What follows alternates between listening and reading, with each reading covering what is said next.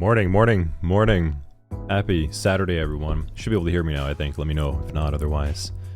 Thought I had it muted for a quick second over there. Nice. We are live. Good to see everyone. Welcome back. KS, good to have you. Patricia, yeah, I missed the stream too. Kind of got used to it. You know, just like, it just becomes a thing.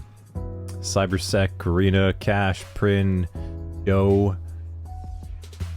What's we got here? Side Cap, Pariah, Just Call, Finac. Ooh, we have a set of packets going on. Cap. EDU, Duke, Bad Toy. Yeah, we got a lot. Finac, thanks for the follow. Welcome. Morning. I hope you and I can set and receive the right TCP flags back and forth with one another this morning, talking about what the internet really is. We'll see if we actually get there today. It's a lot to go over at first.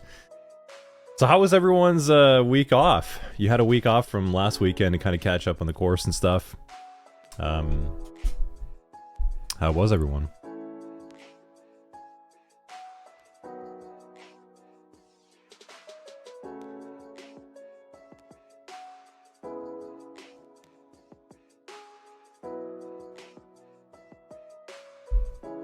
Finals.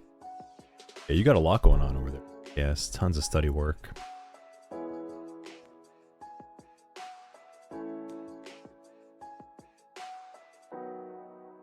That's right, Cap. We are back.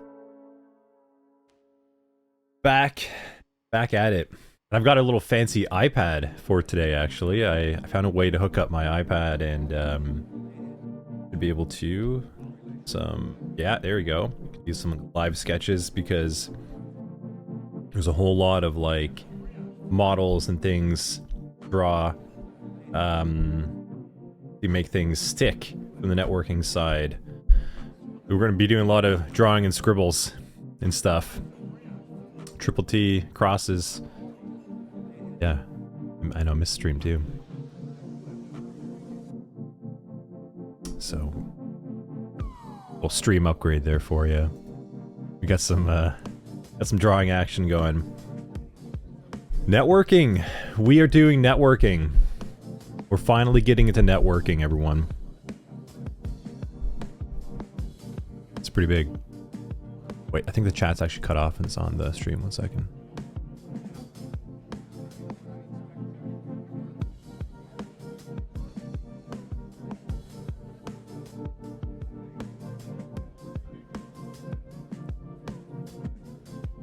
If I can find it.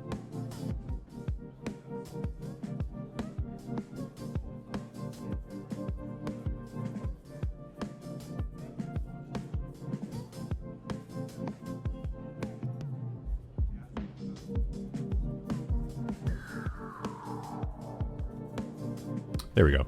Cool. Morning, Sam. Yeah.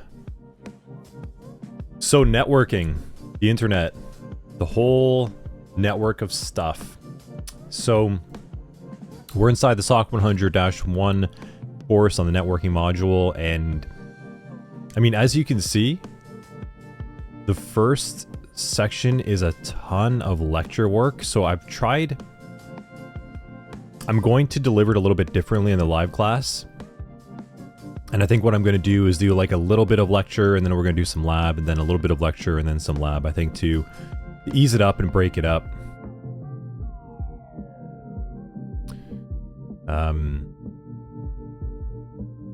Kind of go from there, because it's quite a bit to cover.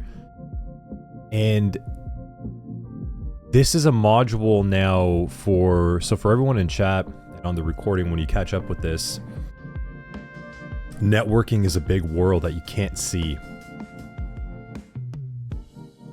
It's not like Windows and Linux where you're directly on a terminal or you have a physical computer in front of you and you can see it. Like your senses immediately give you that feedback of oh, if I press a key on the keyboard, I see something happen. I can make the connection faster. The networking portion is not like that until you start to learn the tools later on. So that's why I do have the iPad today to do quite a bit of drawing and modeling. And it's going to be a little bit harder to acclimate to if this is your first time. And that's okay. And there's a reason why we're going to be taking a couple weekends to go through all of networking together.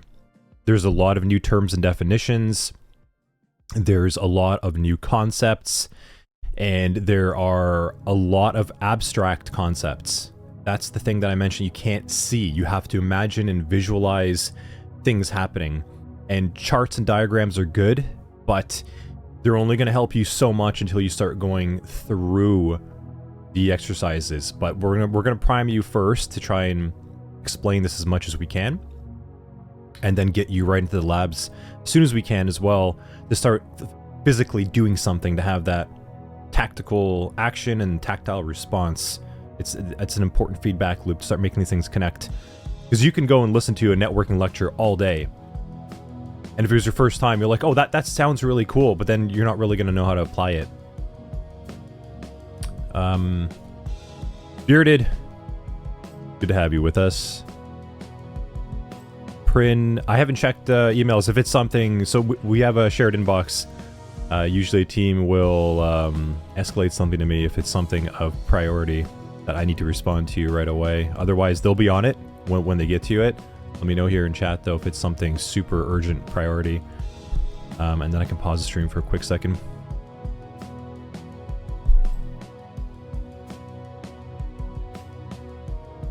Advanced IP scanner. Where we're going, KSJ, we don't need advanced IP scanners. We've got some fancy stuff we're going to pull off. But I do love advanced IP scanner. Jay, welcome.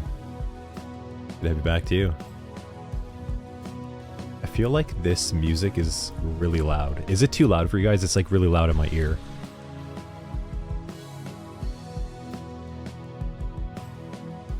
Can you hear me talking over the music?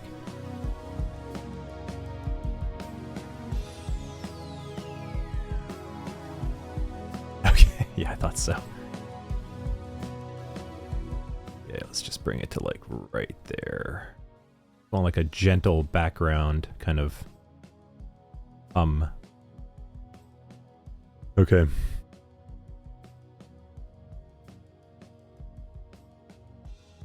Sneaky Crouton, thanks for the follow. Cool. Well, let's start diving into this, because like I said, we do have a lot to cover, but we're gonna take our time. We will take our time.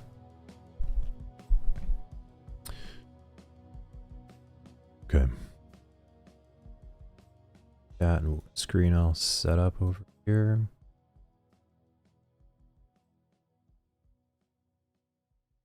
Bearded, you were able to figure out how many suited files were set, excluding errors, permissions, and challenge. Nice.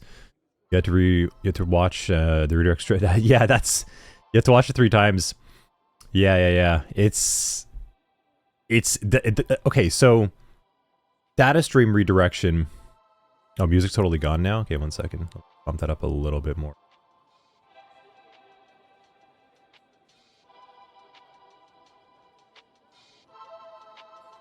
So yeah, so Beardy, you know, you're talking about how it took you like 3 times to go through and watching that data stream redirection concept. That's how a lot of networking is going to be the first time. That is how it's going to be. Like, some concepts are going to be very difficult to grasp at first, and a lot of them will require repeated exposure. And that's why we're going to talk about things, but then we're going to try to get you to do the labs right away as soon as we can, so you don't just get like information overload. But glad you got it, Bearded. Jay, yeah, Nmap percent. That's right. Just get a quick Nmap scan on the network. Cool. All right, everyone. So we are on the beginning, right at the top. So networking module. We are going to be using Windows and Linux through this module. And we last left off things introducing you to the command line and getting kind of deep with some advanced scripting by the end of it. And now we are going to be getting back to the command line quite soon. And we're going to be diving into command line utility tools for networking, from protocol analysis and network traffic analysis as well too. So we're going to be looking at how to get your IP address, DNS lookups. We're going to be curling, interacting with APIs. I know that's a pretty big concept too. So we're going to kind of walk through that, looking at SSH connections, secure transfers, network shares, port activity. We're going to be doing network scanning. We are going to then spend quite a bit of time in the second half of this section doing a lot of Wireshark analysis. So we're going to, I think half of the module is on the command line, and then the other half is on Wireshark, looking at packets and doing network traffic analysis quite deep. So we're going to do protocol analysis there, and we're actually going to be doing a little bit of malware traffic analysis by the end of it. So yeah, big one. Big module. We spent a lot of time here because I guess, you know, just to, I was going to throw out like a model. I mean, if you go and search like how the internet works, you're going to find a ton of just diagrams, and effectively, like, this is what you kind of need to understand and learn. So we got to go from 0 all the way to this. Karina, yeah, I'm glad it worked out. We're going to be doing more scribbles today. We have my iPad connected, so we're going to be doing some models and drawing together. Prin, cool. So not emergency, yeah. Okay, they will get to you then. Bearded, so, you know, I think the Network Plus that you studied for is going to be quite helpful in terms of making this all connect. But yeah, we are going to go, as KS is saying, we're going much deeper than Network Plus.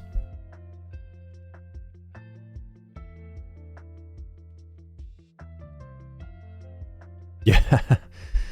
Yeah, Prin, I know. The networking, like I said, like in the beginning, super vague, abstract, hard to see, hard to visualize.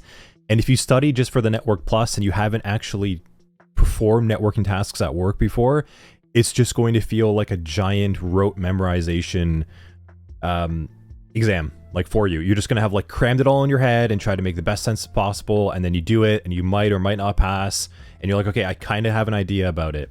And that's the thing with networking, is it's one of those things where you really have to start getting hands-on sooner than later because of just the information volume. Yeah, so RW, so RW, you're saying exactly what I'm saying. It's just, it's so much information, and we're going to try to break that up. And we have a lot to cover. So we're going to be doing this, I think, over, what, 4 or 5 weekends? SOC100 stream. How long are we going to be doing this one?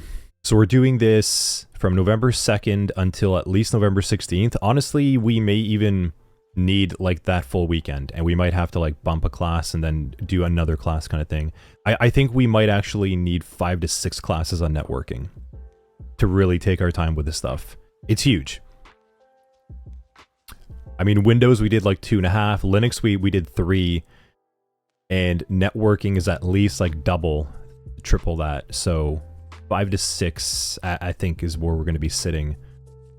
So we'll make some adjustments as we kind of go. But so yes, before we begin, we've got chat over there. Tiny question: is there a platform where you can configure virtual switches? Yes, Packet Tracer. You can go download that. Packet Tracer is amazing.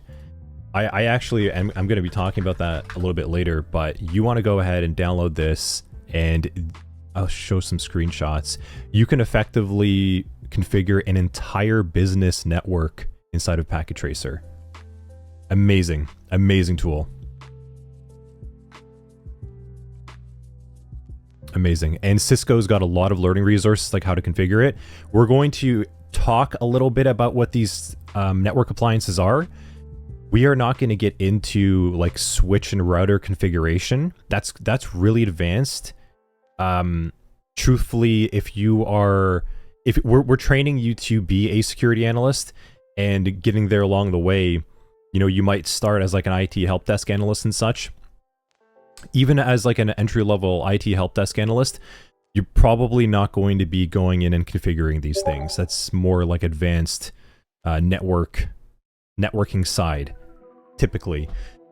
So I'm going to provide some resources for everyone towards the end to go and mess around with this, and I do want to see you all try it. I do want you actually all to go and download Packet Tracer, and I'll give you some resources. We're not going to keep that inside the course though, because it starts to derail, but I do want you to just get exposed to it and kind of see what it's like. So Karina, yeah, so Prin, yeah, I think a lot of trainers do rush through networking, and I think there's a good reason for that. It's not easy to deliver. It's actually the hardest thing to get across to a student. It takes the most amount of time, the most amount of resources, and the most amount of patience from an instructor team to really walk you through it. And I'm going to have to explain things in multiple different ways. And that's going to be my plan. I'm going to give different ways to explain things, different analogies, different models, because there really is no single way that all of you will understand everything inside of networking. It's not going to work. So we're gonna cover from different angles and really review multiple different perspectives. So Cash, you're working as a SOC Analyst right now. Yeah, cool. I hope you get to enjoy some things, especially when we get to like the malware traffic analysis. We start taking out some objects for analysis out of a PCAP.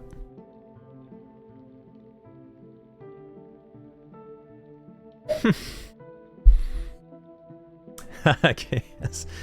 Yeah, that's right. We're going back to school, KSJ. We're going right back to class.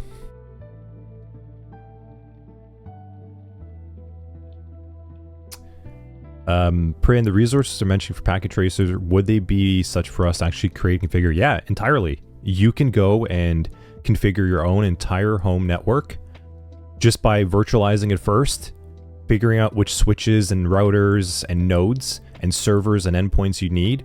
You can build the switch configurations inside of Packet Tracer for routing different network traffic, different protocols, different segments, different VLANs. Talk about all those things. It's super fleshed out. Hades, welcome back from vacation.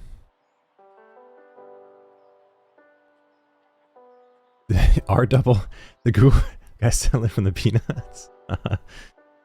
Yeah, I mean, I really like the Google IT course.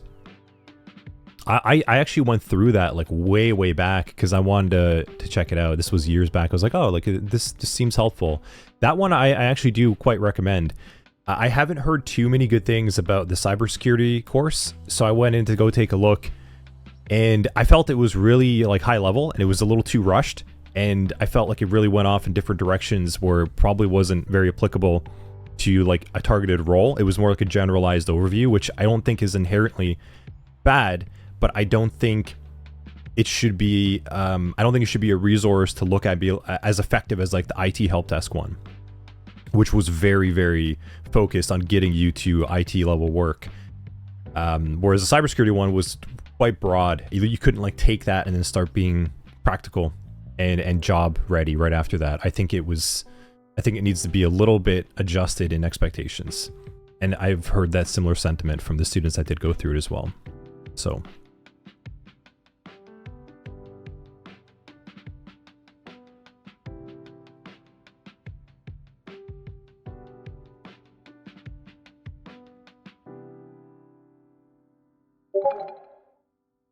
cool. Messages in it. Let me go turn that off 1 second. Oh, I know what those messages are. Okay.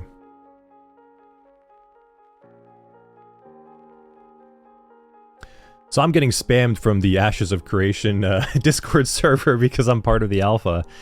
If any of you are playing Ashes of Creation, fantastic game so far. They're in the alpha testing right now. So that's a side random note. So I just muted that so you guys don't hear those notifications going on. Let's see.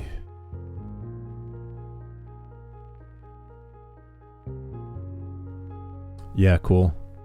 Yeah, I think if you don't have your Network Plus, a lot of this is going to be very helpful to you. And I think it's going to really improve your ability to be successful with it.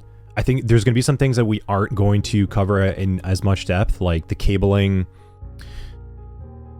like putting the different wire connectors and color coding inside of Ethernet connectors, different types of like connector protocols. We don't get too much into the physical. So I think there's still some things that you do want to like read with the Network Plus because they're going to ask you that. And, you know, like I don't know why. I think there's quite a bit in there that, as with all CompTIA, I don't know if you need all of it, but it's definitely part of it. So you do have to read up on additional things like that. But what we do cover is probably going to be like a good 70 to 80-ish%, I think, of the Network Plus at a minimum, and way deeper in what we cover here versus what the Network Plus would expect you to know.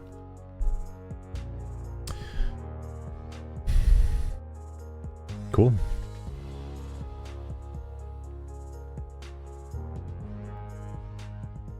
Yeah, you kind of brute force your way. Bearded, yeah, I feel ya.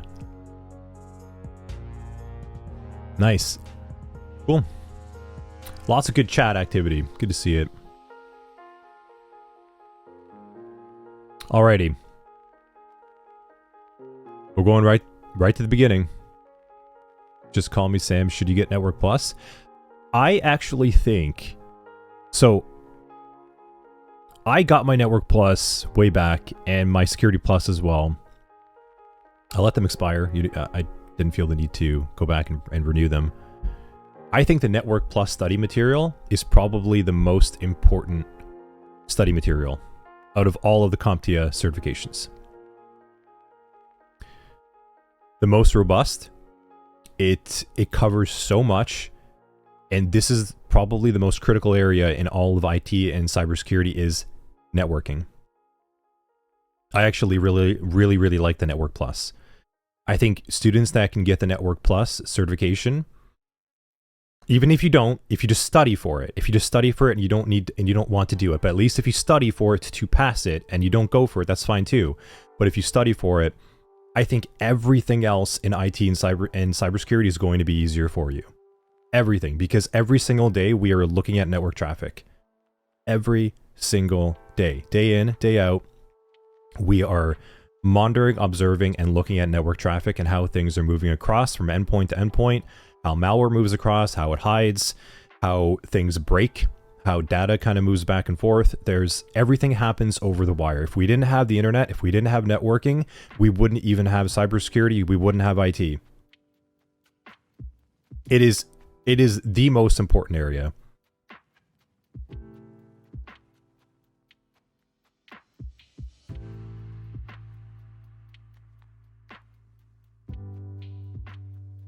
Cash, you're saying even though you're SOC Analyst, yeah, I do. I recommend the Network Plus to everyone more than the Security Plus, personally.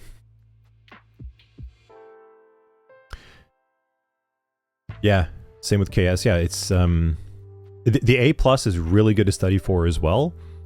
I think if you're looking to like maximize your time and your best effort of making it all make sense, Network Plus, A Plus, then Security Plus. In terms of like what is most important, personally.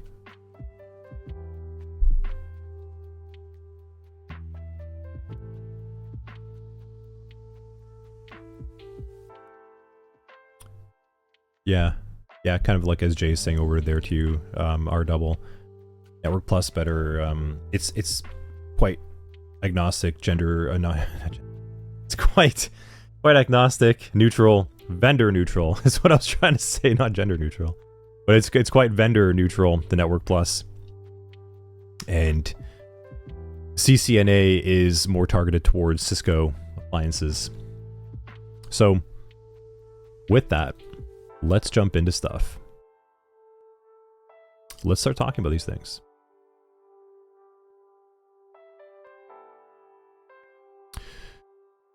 So we're over here. We are going over to the history and the OSI model inside the course. Again, always questions at the bottom to critically test you a little bit more and think about things. I think it's really important to focus on the history. Like, why are we at where we're at? And effectively where this all began. So this is a networking lecture 1, history in the OSI model. This all began decades ago. So we are in 2024, last I looked. And we're talking about technology that was first developed in the 60s, and it really started to standardize towards the 70s and so forth.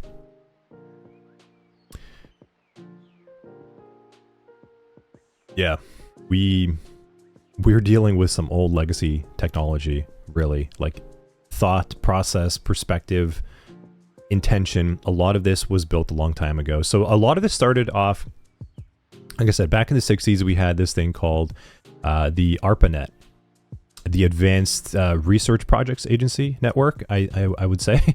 And this connected Stanford and UCLA. And this was like the first network of computers. This was old technology, old physical, big chunky cables and connectors that was intentionally for academic purposes. And that's what the internet was, really, honestly, up until like the 90s. And we'll kind of get there. But the early days of networking and the internet started off as really bulky, chunky connections between academic universities, colleges, and then it started to bridge over towards government agencies after that. And military heavily using it, Department of Defense. The internet was very much purpose-driven for immediate or direct, or I would even say general, like thought-provoking information also included inside there. It was more like, hey, I have something interesting to share, or I have something that you need to know, and I'd like to share it across a long distance, and a letter is not cutting it. Like a mail is not cutting it. We have this technology now. We can send data over signals over the wire. How do we utilize this to make our lives easier? And that is what the internet was. And like this model over here, this kind of high-level diagram, and this is effectively what the internet kind of looked like at a high level. You can see over here we have like from Stanford, Utah, Illinois. It kind of goes all the way down to the Pentagon, the bottom right. This is effectively like the early days of the internet, and this was called the ARPANET. And it was just, like I said, to connect the academic institutions and colleges together, and then the military and Department of Defense to just share and work with information much faster than a purpose for what the mail system could provide. So pretty cool. It did start quite early back on. And this is important to stay and keep in mind, because like I said, we're dealing with a concept that was designed from decades back. And the reason why I'm starting with this is that security wasn't a thing. Like, the idea of someone hacking into your network was never even considered. Like, it was such a faraway thought that we would ever get to where we are today in today's world. And we're going to talk about that. Like, the early design systems of the network protocols and things we use were designed with the intention that it was never going to be as big as we are using it today. So that's kind of cool.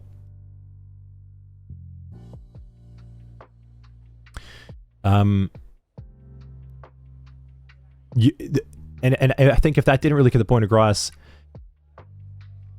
this is like, so back in the 60s, 70s, so this is back from March 1977. This was the internet. Just this. That's it. Couple colleges, universities hooked up all the way down to the Pentagon at some point. That's it. That was the internet, like in 1977. It's crazy to think about But in just like effectively like 45, 50 years, it's exploded. The whole world is connected. That is an insane growth, but it was never designed to be as robust as it is today. So a couple key highlights that we talk about over here of maybe what this kind of looked like in action. 1971. Yeah, 6. What happened to cybersecurity in 1984? Well, I guess in 1980, right around then, 1984, we actually got DNS.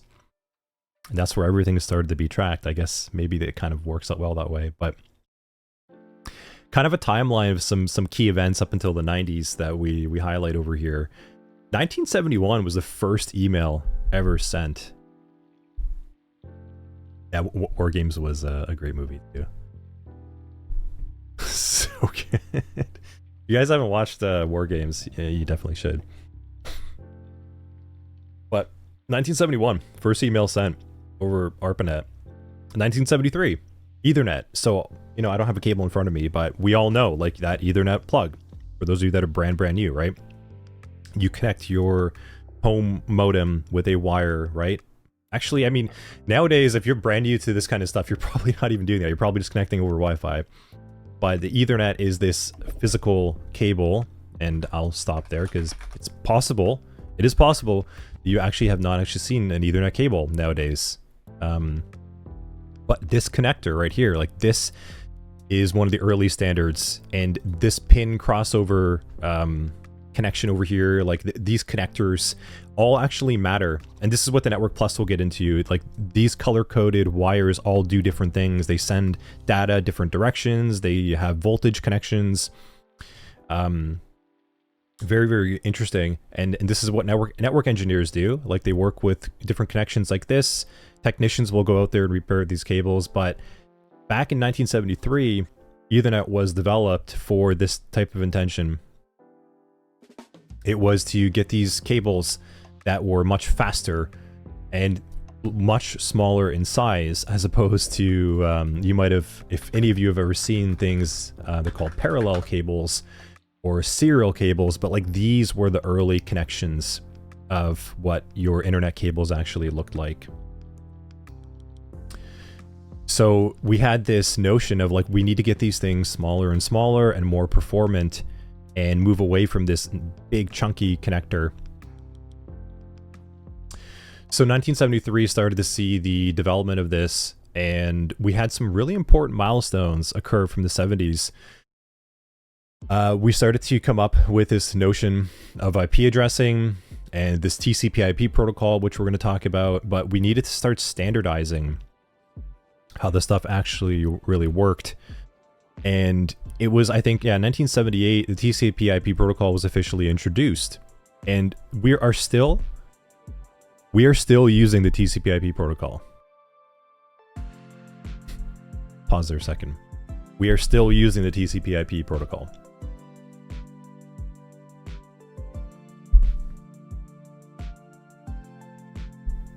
Still.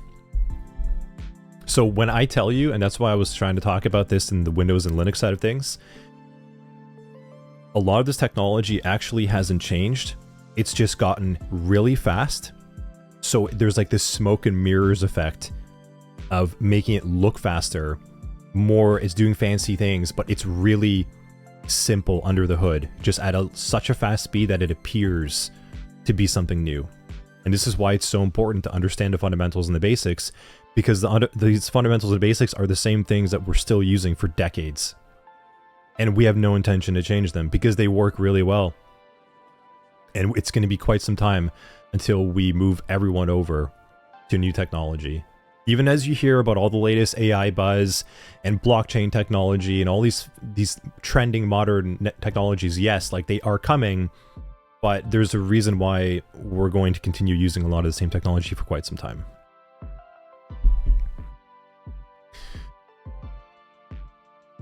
Yeah, Hades cache. I remember building those connectors and assembling them. It's kind of like a nice pastime though. Once you get good at it, it feels good. Like when you get that first connector working the first time and you didn't mess up the pins when you crimped them on the connector, it was a good feeling. And then you get the second one, it works just the same. Third one, you're like, all right, I think I got this. Yeah.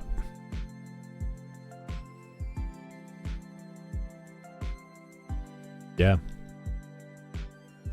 CD, the Morse worm. Yeah, we started to see these, and we're going to talk more about threat actors and malware and attacks in the cybersecurity section. But we started to see some attacks started to appear towards the late 80s and early 90s.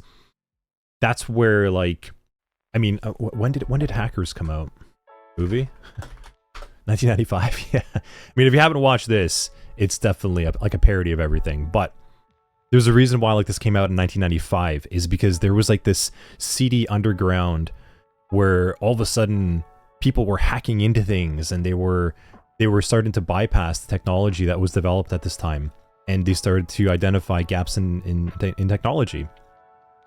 I mean, we're all used to a comfortable encrypted connection with our browser right now, but that wasn't the case for a long time. It was all open to anyone to read all your credentials for a long time. When was HTTP actually standardized? Year?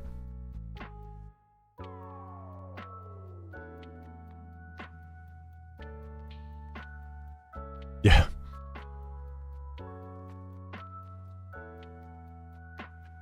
Like, look at this. It wasn't really pushed into a main standard. It started in 1994, but it really wasn't. And I remember that. Like, there was this big push, like, oh man, a lot of companies were like, I have to move my website from HTTP to HTTPS. That was a big deal at one point. So there was this time where your browser session, like if I typed in this text, like this text here, and if I sent this to someone, like if I didn't, not send to someone, but if I submitted this request from my browser to my internet provider, anyone on my network could read it. There was that time period for those of you that are newer to things and you're so used to some of the security things that we built in more recent times. Anyone could read essentially like any traffic. And that's why you still have this problem. Talking about this level of legacy support kind of going back.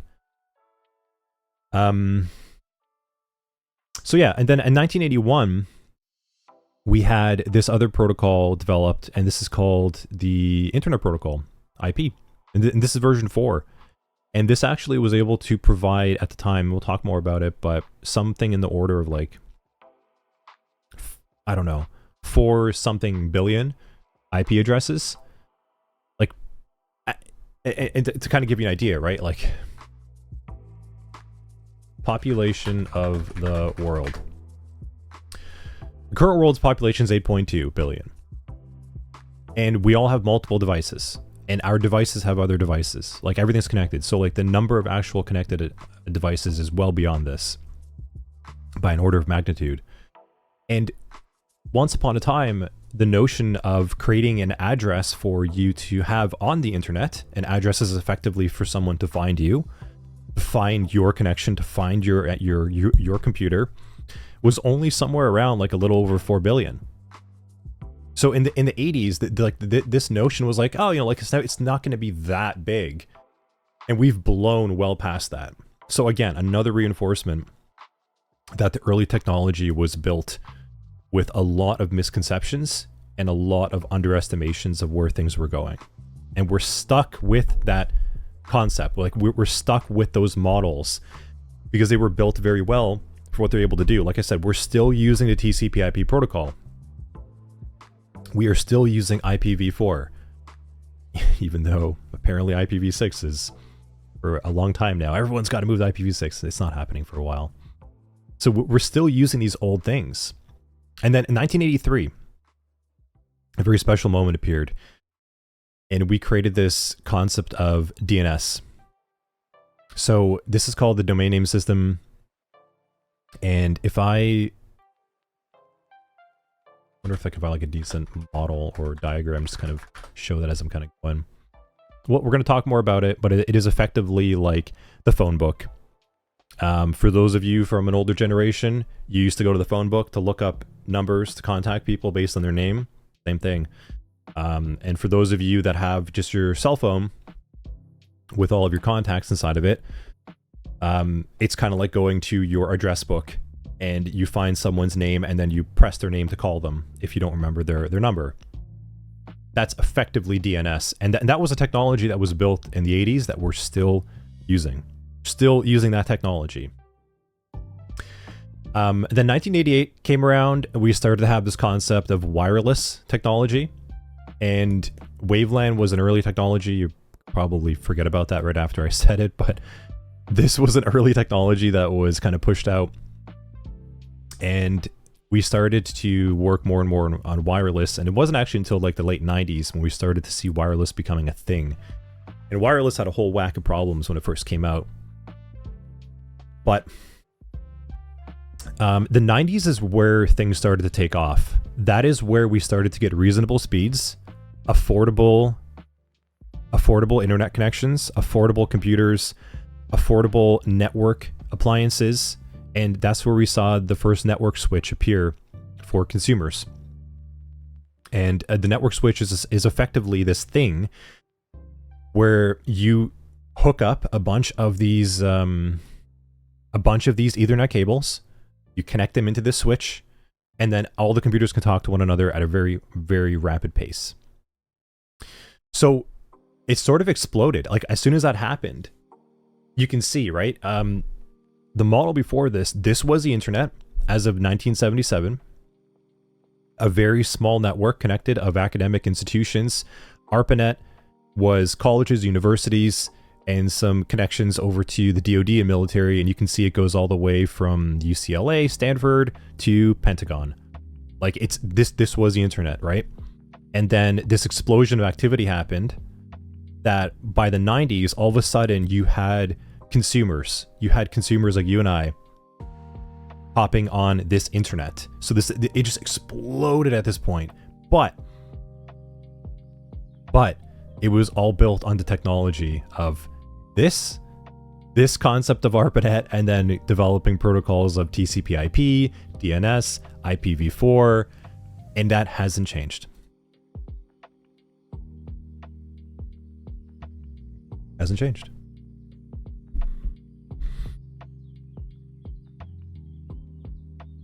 Check out chat over here. Bro, good to have you. Welcome back. Yeah. So you're saying over here, bearded, good question. So how do you stay up to date with technology?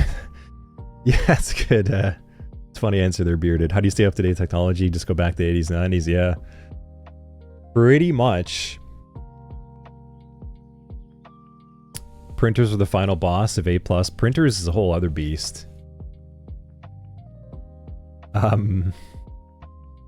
lot of questions about these. Pull your hair out, yeah.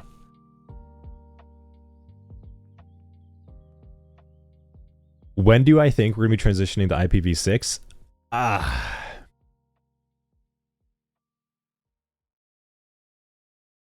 So I personally don't... I don't think that we're going to have a mass transition to IPv6. And that might kind of derail things. I don't think we're going to have this mass... Like, it's there. It'll support some needs. But and this... maybe we'll come back to this towards the end of the module, but I actually think we're going to just do a mass migration to newer protocols. Yeah. I think IPv6 is just more of the same problems we have with IPv4 and more of the same problems with the TCP/IP protocol. And at some point, we are going to abstract ourselves completely away from these to different types of devices and connections that will require different protocols that are more performant, more secure, and more zero-knowledge based. It's a lot to kind of dump on everyone, but yeah, I don't think we're actually going to have a mass migration IPv6. I think we're going to see new technology. And it's already in development. We are already seeing alternative protocols.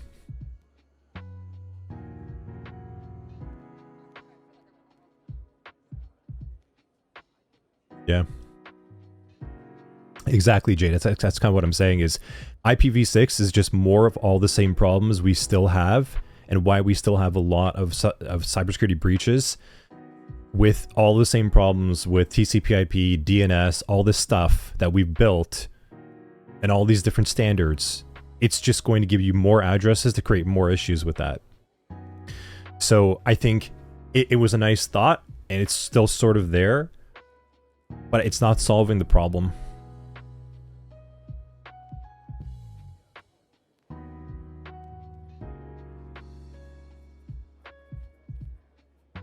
Yeah. Yeah. Yeah, Waveland, exactly. Waveland came a little bit before. That's what I was saying. Like, you could sort of, if you haven't heard of Waveland before, you're like, oh, that's cool. And you don't really need to remember it beyond that. I'd be surprised, but we probably still have some old devices kicking around that are just still in some weird Waveland connection. Wouldn't be surprised. Anyhow. I hope that paints the picture, everyone. The reason why I'm talking so much about this is it's important to understand the history of how the internet was really conceived, what it was used for, again, academic purposes, DoD, military, information sharing, and then a lot of the protocols we use today are still the same fundamental design from the 70s and 80s, and it's 2024. We are still trying to connect with one another on very, very old protocols that, while robust, are still leading to a lot of problems.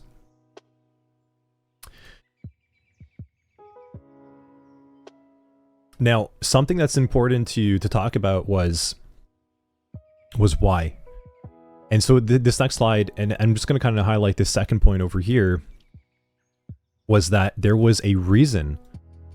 So, like, I don't want you to hear everything I'm saying, but like, oh, people just didn't know what they were doing before. They knew what they were doing. But we had a lot of limited technology. And the second point here is really important to pay attention to, that security, it's not that it wasn't at like the top of their mind, like they thought about it. But you know the saying, like, good, cheap, fast, pick two? Like, and that's kind of phrased in different ways. We're talking about it at a time where computers were effectively slow. Like, it took a while for computers to do things compared to what we're used to today. And the only things that really mattered was bandwidth and latency. So, like, how much, and think about like a highway, like how many cars could you put on a highway and how fast could you let them go? That's it. That is how the internet was thought of at a time. It's like, okay, we have multiple states and colleges that we need to throw on a lane to send information back and forth, and we need to get them to go as fast as they can.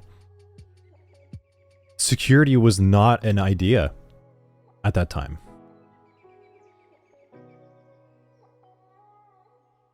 Yeah, print, exactly. They didn't think that the general public was going to be this well adopted to it.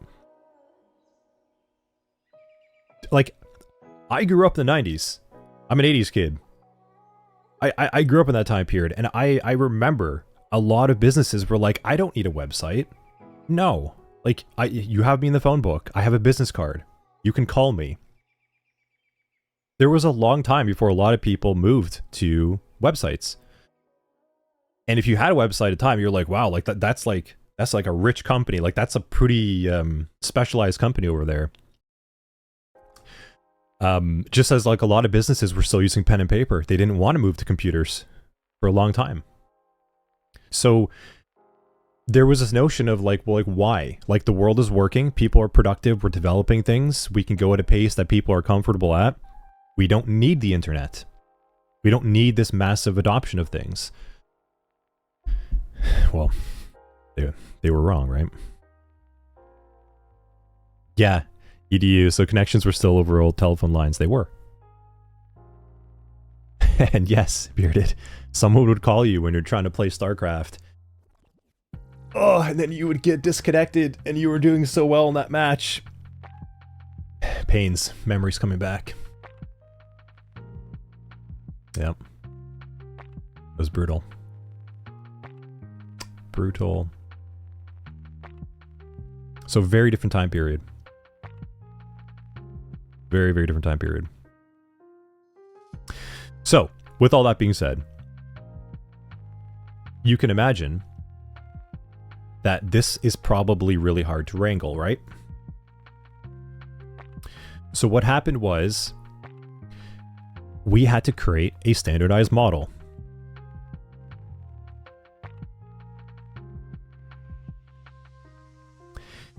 Yeah, 6. I think everyone felt safer before, for sure, because the internet just made everything. It made everything faster, and it didn't solve any of the security problems.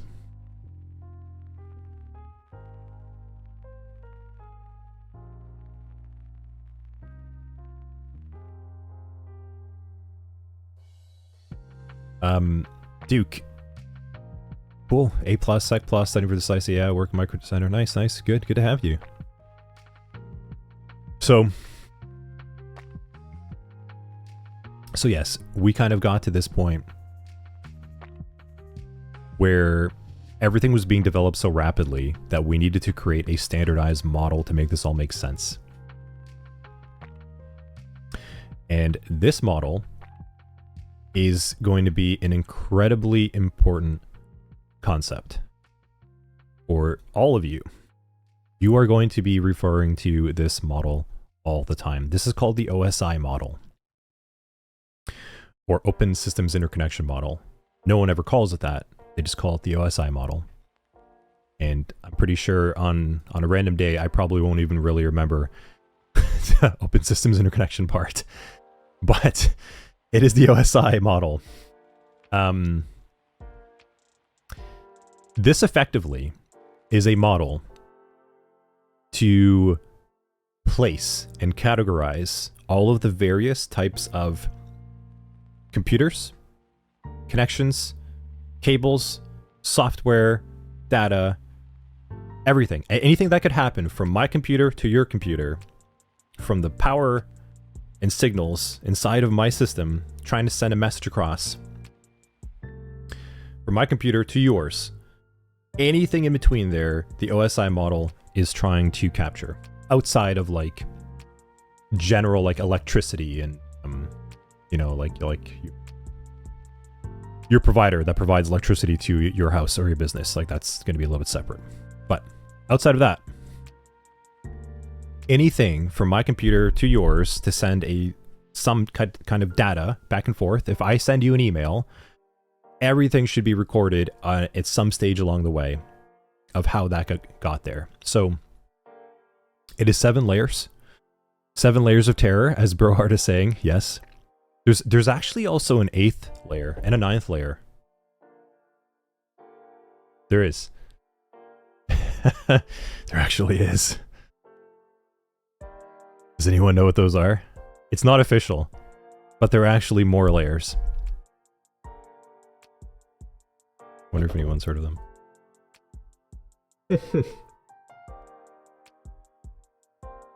Yeah. Yep. Layer 8. The human layer.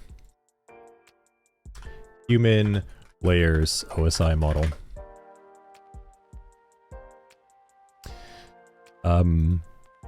Yeah, so there's this.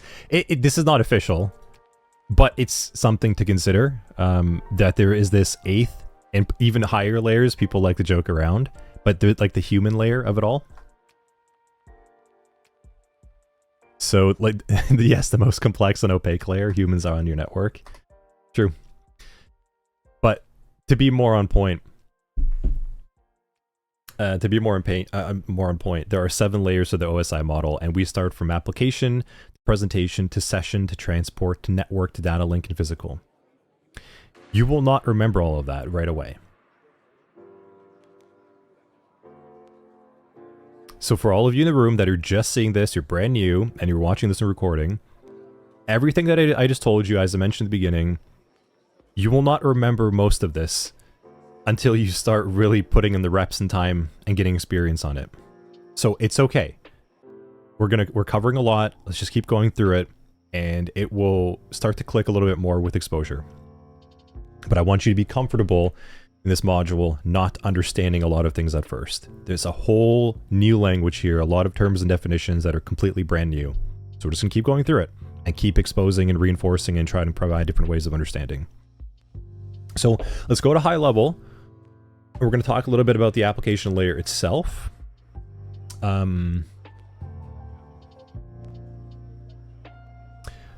wish I could, so I'm gonna try something here with my connection.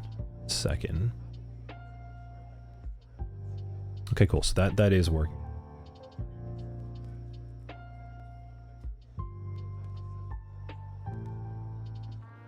Yep, cool. Okay. So that is working. All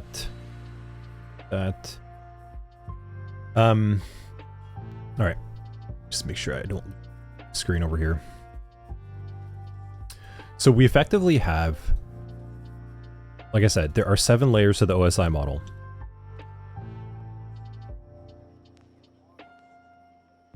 Okay.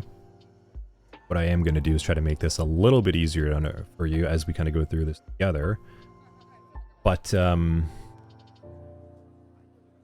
screen set up for you.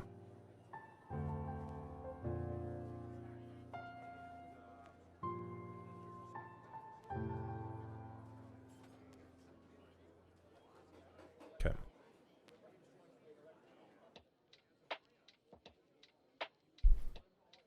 All right. So application. Let's just do this at a high level, and we're going to dive more into this, like I said, later on. But if I'm trying to send you an email, okay, the OSI model is effectively a way to capture all of that happening in action. So if I'm at layer 7, okay, I'm at layer 7 over here, and the way the OSI model works is you go from top down, and then down up on the other end. So there is effectively, there's me over here, okay? And then there is you. And what we're going to do is we're going to go down this OSI model layer, and we're going to send data here, and it's going to go back up until you can see it. That is how the OSI model works. So at layer 7, I have my email. If I'm trying to send you an email, and I'm going to be using something like Mail or Outlook, something like that, or even like my phone. Now, what's happening here now is after I'm writing my email, like from my Twitch screen to your, from my Twitch screen to your Twitch screen. Yeah, Prince. So yeah, you're gonna come across. So there are a lot of different acronyms, and I think as you're learning, find acronyms that work well for you. So Prince, like saying, all people seem to need data processing, and that's how you can sort of think about it. There's a lot of different ways to remember that. So find a nice acronym that works for you. That one's a good one, Prin. Thank you. So let's kind of like walk through this a little bit. Now what's happening here is I have this presentation layer, and when I'm finished writing my email, my computer needs to go and figure out how to format this data. So it puts it into something called like an email format that is easy to understand. If you, again, high level, kind of working through this. Now, the email program bundles up that data. It says, okay, this is now like an email formatted piece of data so that I can send this across somewhere. And then we get to this session information layer, and this starts to bundle up the data a little bit more, and it says, okay, well, I am going to start creating a connection that I want to send to another server to receive that email. And what we're doing here is packaging this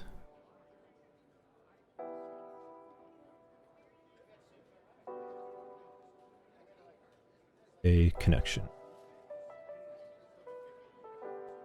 Okay. And then we get to another layer, and this is now the transport layer. And again, we're going to go deeper and deeper into this. I'm just trying to keep this really high level at first for now. And this transport layer is going to determine, you know, like how reliable should this connection be, the quality of it, the actual like delivery, how should that server receive it at that point, and it starts to determine the general expected quality of that email. Like if I send you hello, you should receive hello on your end.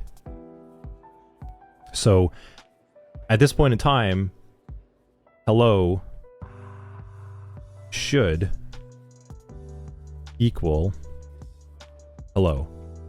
So that's kind of what's happening now. Now, if I'm writing an email to you, I need your address, right? I need to send you an email to your address. And you need to know that it came from me. So, 3. I now need to say, this is going to your address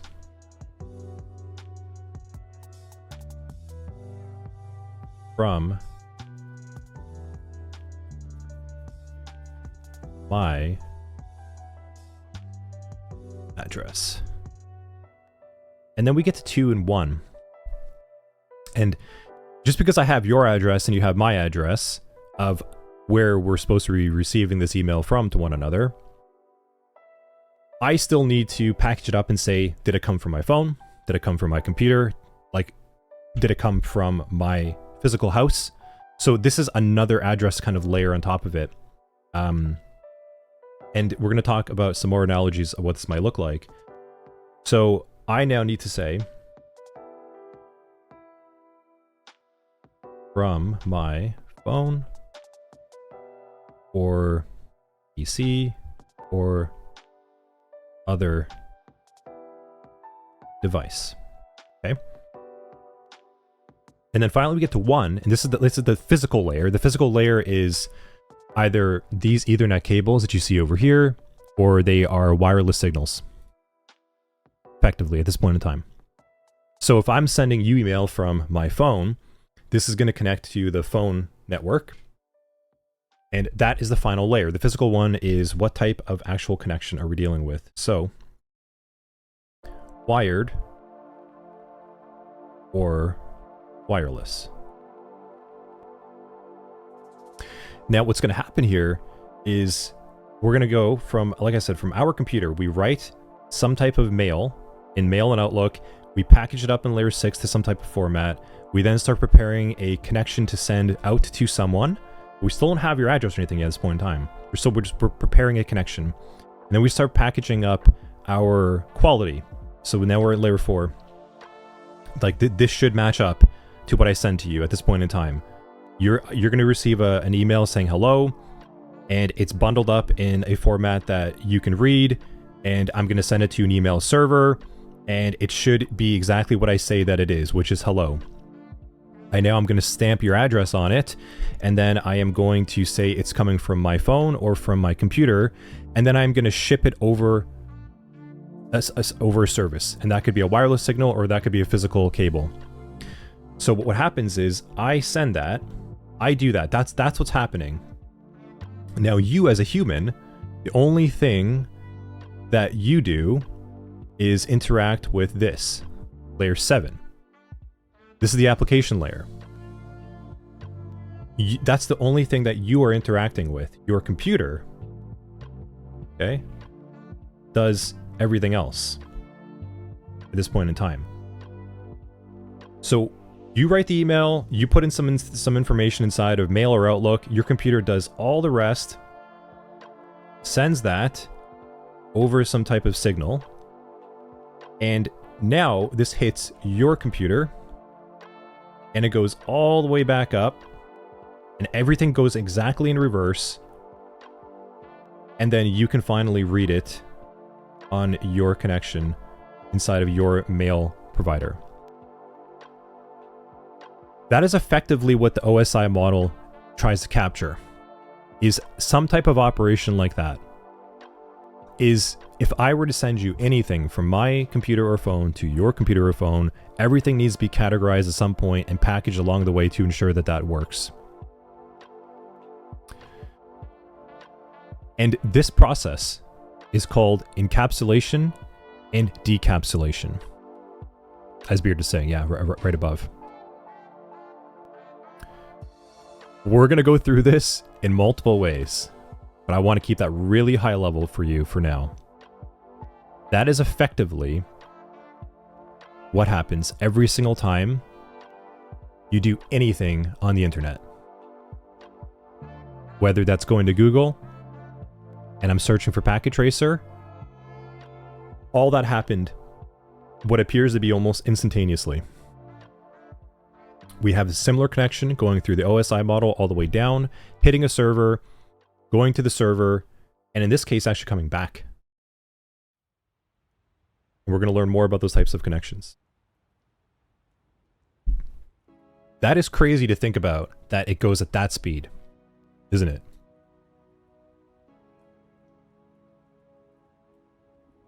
And wait until we start learning about more about what's going on underneath the hood.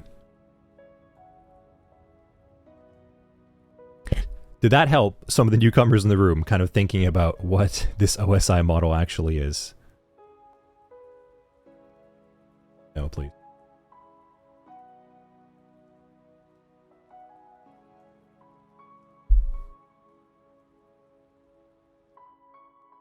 Cool. Very good. Good. Yeah. It's super fast, double. Like imagine, and I'm still trying to keep it at a high level. Wait until we get more under the hood. But at a high level, that's effectively what is happening.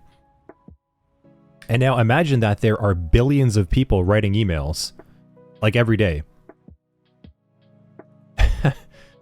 At like any given minute or hour, you might have like billions of emails being pushed around the world.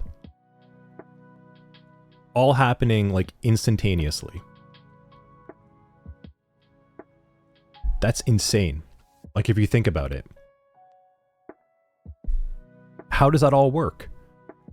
How does that all actually work? Well, it happens because we have developed this OSI model to ensure that very smart people are designing solutions at every single layer, from application to presentation to session to transport to network, data link to physical, all along the way.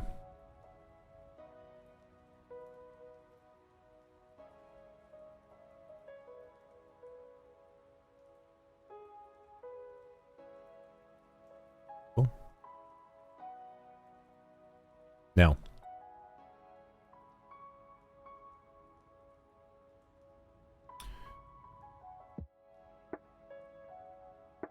and I'm there we go.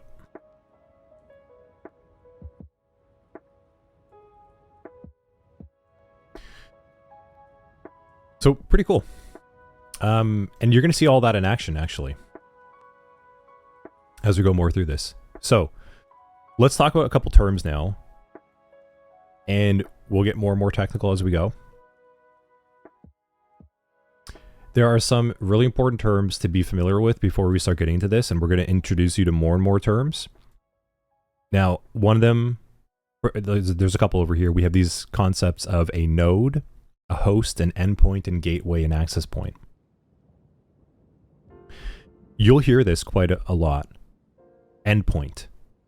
Like if you've ever listened to an IT person or a cybersecurity person talk in some type of training or podcast or whatever it might be, you hear a lot about endpoint.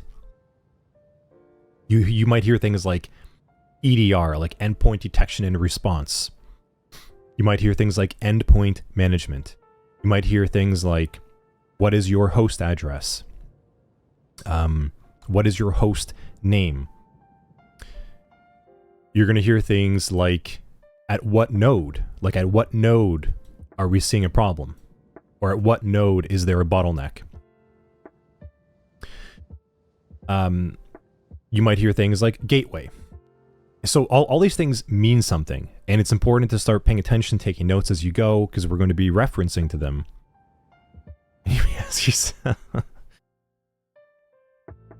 Well, now I just have some music stuck in my head. Thank you, bro. I may ask myself. So we have these nodes on a network. That nodes are network appliances. Okay, so network appliance is a thing in and of itself. Kind of going back to... Actually, you know what I can do? Is let me go back here. Hook up the old iPad. So to make things a little bit more easier to understand over here, so me, these are endpoints.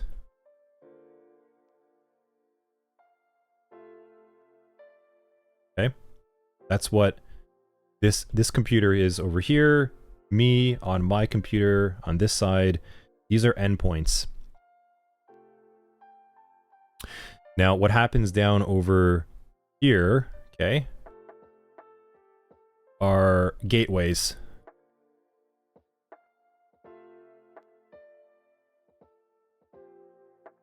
Right? I always try to tell students when you're with IT inside of whether it's IT or networking, cybersecurity, anything tech related, we are trying to give the most relatable English term to what the thing actually is. Hence endpoint. Endpoint, if you look at this diagram that I made over here, that is the end point of this whole process. Gateways are these devices that sit in between, making connections happen between these endpoints. Like they're kind of gatekeepers.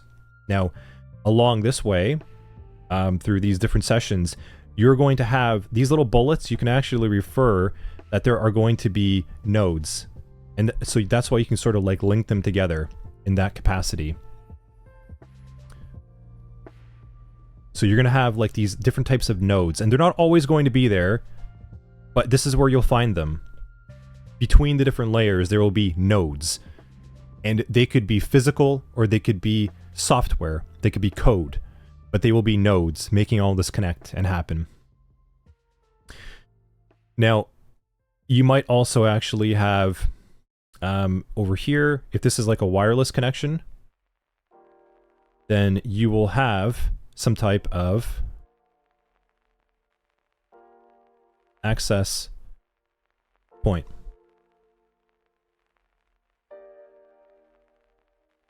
That's a better way to think about it, of what these things actually are. Because when you hear these types of terms initially, it's hard to visualize, right? But these 5 communicating devices make all of this work. And again, you have specialized roles and people working on these things along the way, at different layers, working on different nodes, different endpoints, different gateways, different access points, making this all work seamlessly. This isn't like one person's job. This is multiple specialties, multiple different people, different hats, everyone working on this together. But this is effectively the OSI model in action with some technical terms supporting it to make it make more sense. CI is saying, is a gateway a modem also? It can be. We'll talk about modems soon. We'll talk about that. Because a modem is effectively what will process the signals going on over here. So all of this happening, can I zoom out a little bit more? No.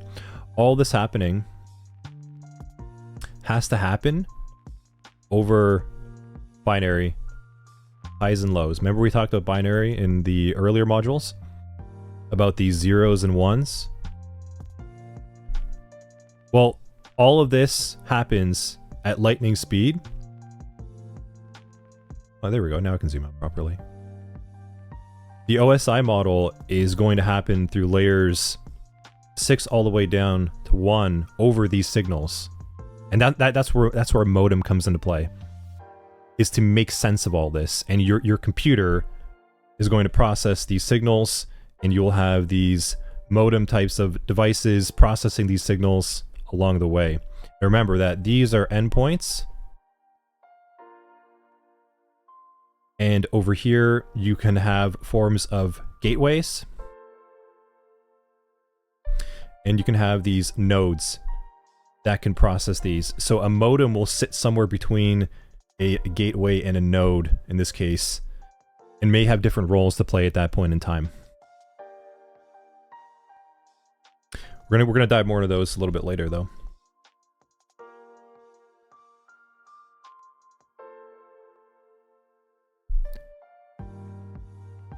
So I hope does that make more sense as well too? Does that help provide a little bit more of a visual of what is actually going on under the hood?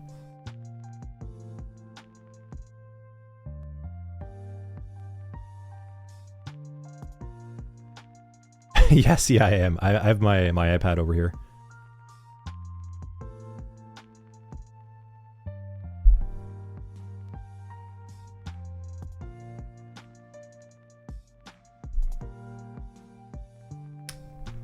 That's the internet.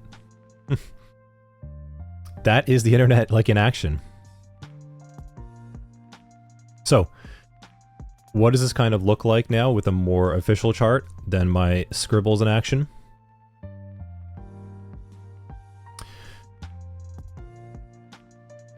This is effectively a more technical diagram happening here of these different OSI model layers happening in place.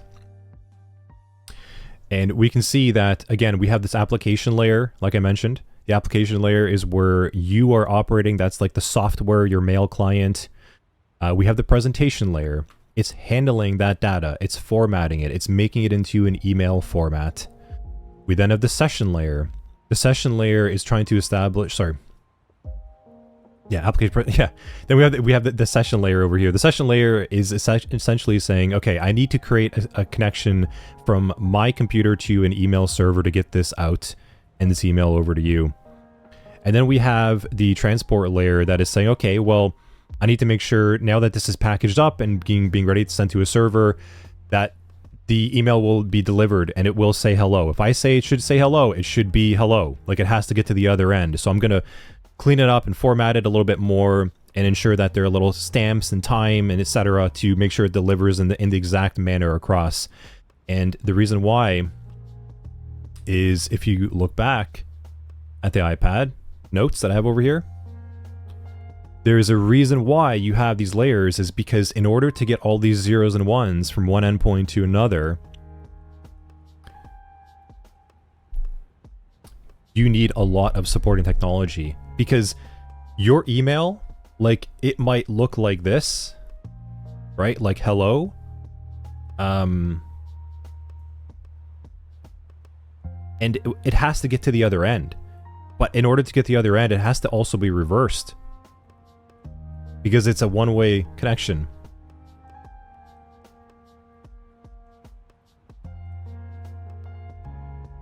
So there's a lot of magic happening here. And that's what's happening at these layers. Like so when we have that presentation session and transport layer happening in action, what is happening is it is formatting. Those three layers are making sure that hello is going to be sent and received in such a way that it can be understood and met. And also be able to be interpreted on the other end.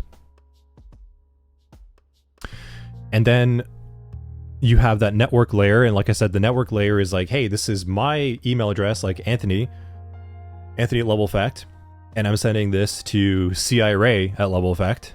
So here's my email to your email, and then I need to say it's from my computer, so Anthony computer to CI computer. That's the next layer down, the data link layer. And then we have the physical layer, where you're actually sending it across. You're actually sending it across those connections over here. So we have these gateways going on, we have wireless signals. This is the physical layer actually making that all connect. And that physical layer looks like this. It looks like ones and zeros over a data connection.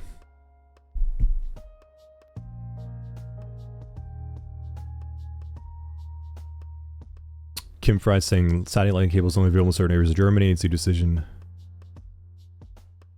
it's too bad.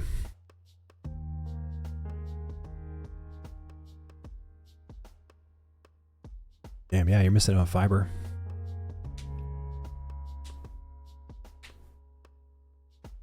But cool.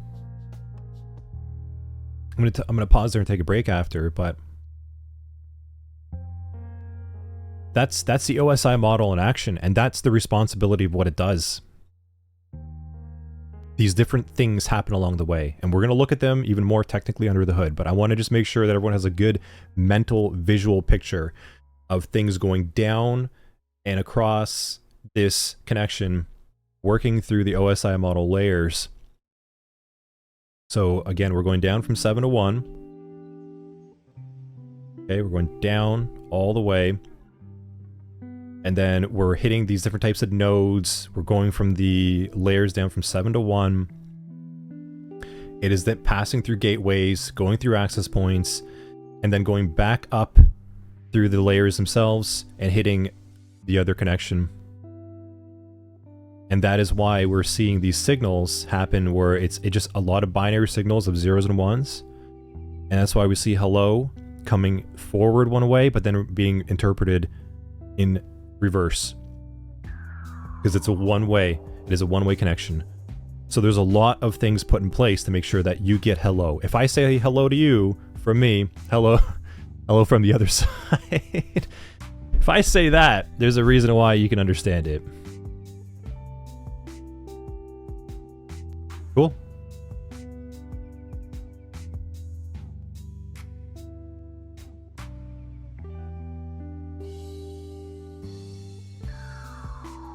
So yes, there's a reason why we take like, I think we're going to cover networking for like almost 25-ish, 30 hours. A lot.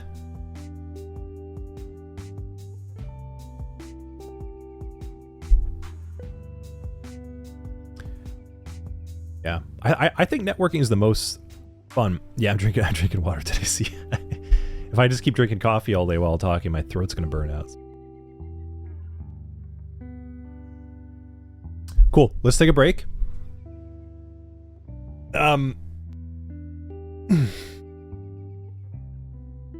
Be back like 5 to 10. Go stretch.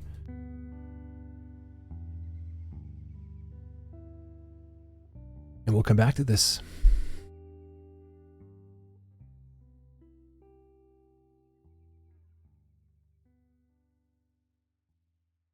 Yeah, I agree, CI. Networking is something you want to take your time on. Like really, really take your time. So let's be right back. Let's take a little break. I'll be back. Enjoy the music. Enjoy the binary background in the meantime. I'll be back, guys.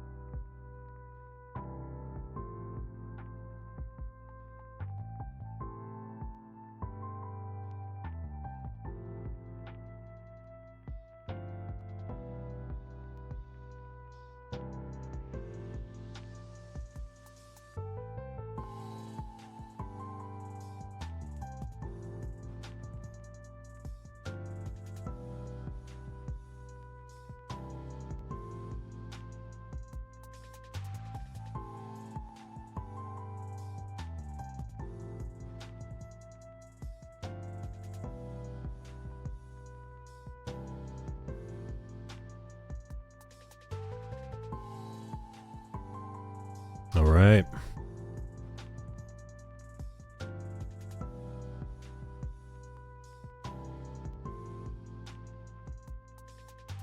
Cool.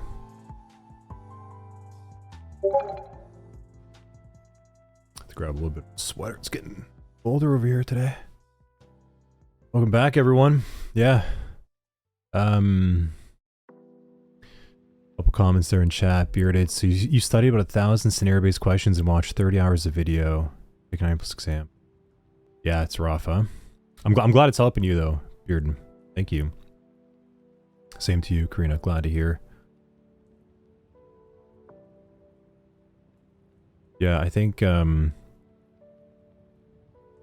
this is definitely an area where a lot of just like drawing and kind of walking through models as you go is definitely very, very valuable. CI, has it gotten cold and snow up there yet? Not yet, but soon. I think we're getting snow probably next couple weeks, I imagine. Up in old Canada here.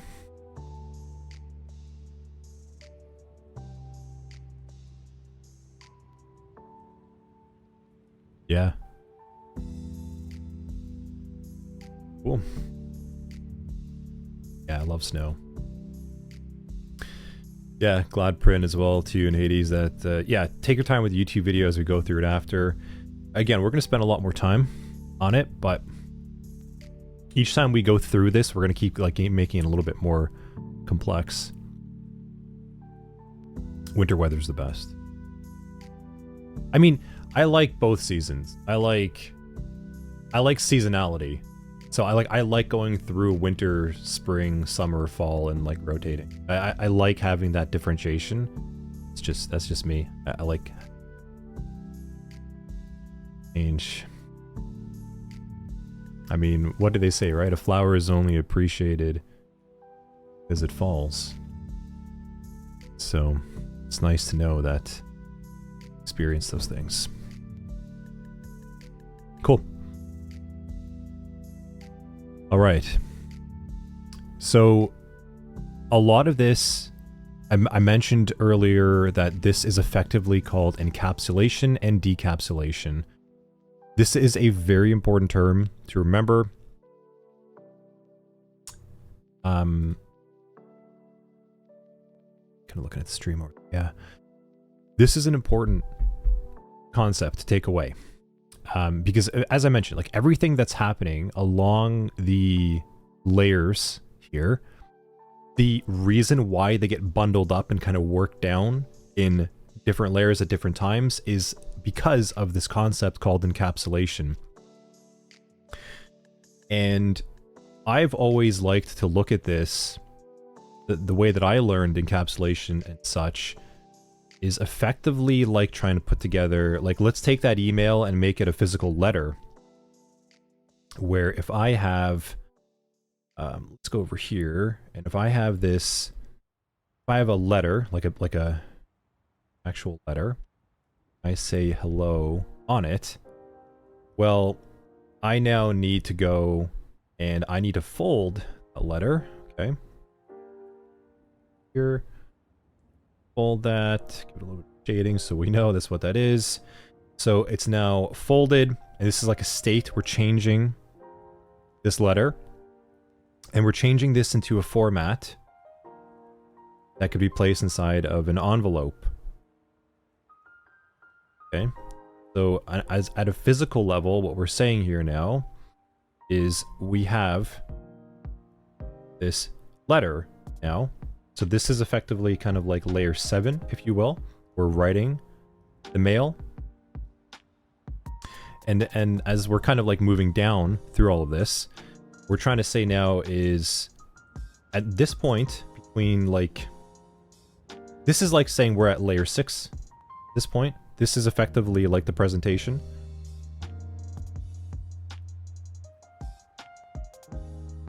We're packaging it up and we are putting it into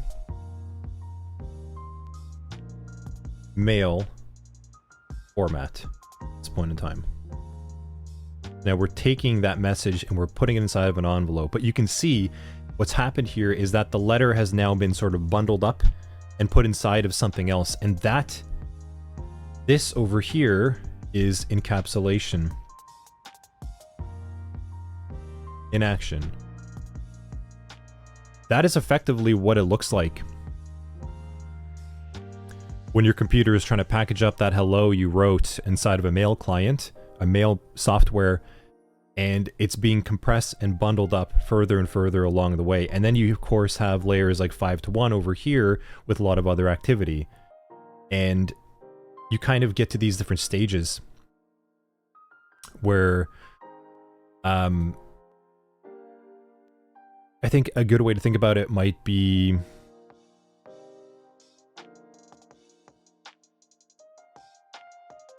go in those and on.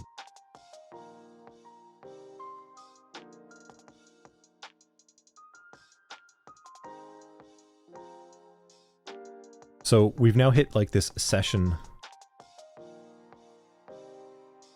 layer.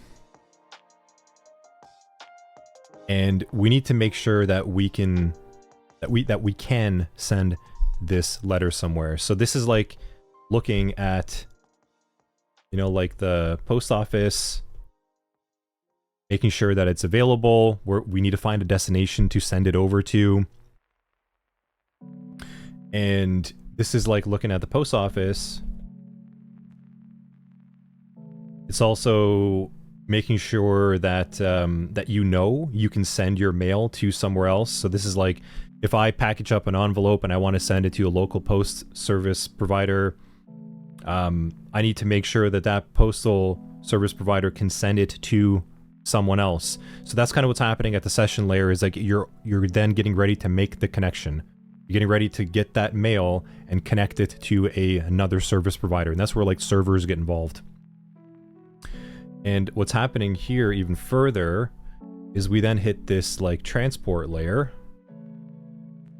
And we need to make sure that the letter is formatted in such a way that the post office can receive it. So there's a couple things that happen now with this letter. Is we need to put a stamp on it. Okay. Maybe a couple stamps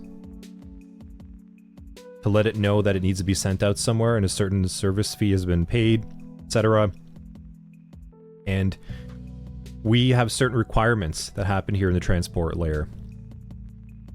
And depending on the size of the email, kind of going backwards over here, if this is just like a simple hello, that's fine. Then maybe we can just package it up as a simple letter, like we're seeing over here. That's fine. So this is one envelope.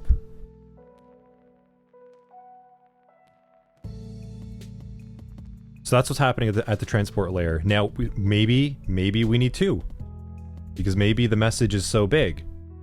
Maybe we need two envelopes. And that's what's happening at the transport layer, is we're trying to figure out how do we break this up.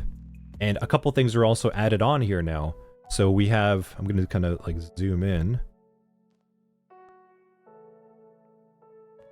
You have like from,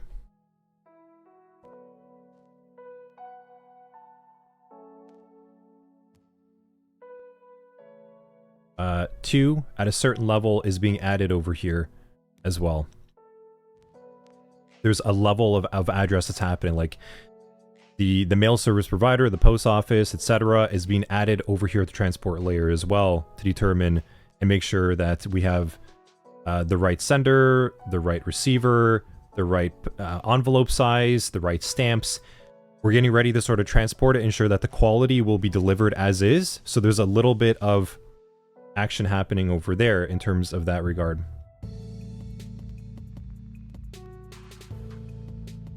Now, if we move, I gotta see the chat over here. Keep looking back. Yeah, cool. Okay, slow track.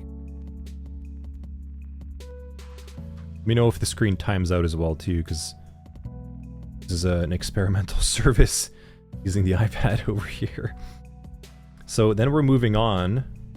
Effectively, we're finally getting over to the network layer.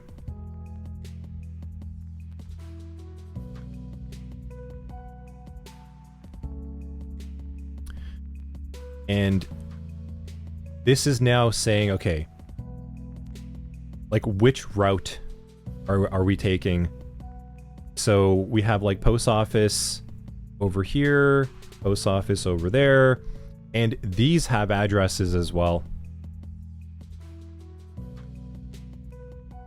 So there's another layer of addressing happening over here. And then we get over to the data link layer. And this is like the actual truck. This is like the postage truck driving across. And this also has an address on it at this point.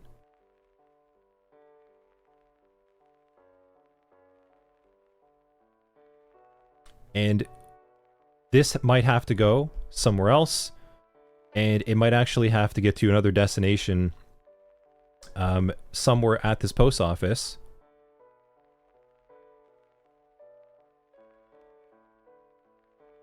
This could be maybe like gate 1, gate 2. There's other addresses that have to happen here. And it's nice to sort of think about this as writing a letter from someone else, writing a letter from you to someone else. Because if you do, it might make a little bit more physical sense as well too. Again, we're writing hello inside of this envelope, and we have to package it up and make it fit inside of an envelope, which is the presentation layer happening over here. The session layers, we're trying to figure out, like, who do we have to connect to now to get that letter out to someone else, and that's where you started involving, like, these servers. Imagine the post office being, like, an actual server. And then in the transport layer, we're making sure that that envelope has the right requirements. So we say, okay, now that we found the right post office and server and session we want to connect to, we need the right stamps, we need to make sure we have the right level of envelopes, that it can be opened a certain way, that it can be broken up and interpreted so that it's ready for delivery. Finally, it's then packaged up and sent off, and that's where you get that network layer, and you have to put the from post office A, from post office A to post office B. And remember that I said that there's a level of addressing that happens here as well too. There's a lot of like from to that is happening, and we're going to learn more about these different types of addresses and ports and services and protocols. But there's a lot of from and to action happening at each layer of encapsulation. And then finally we get to, like I said, that data link layer, another layer of from and to, and different gates where that truck can kind of deliver the letter. And then finally, in terms of actually sending off, we get to the physical layer.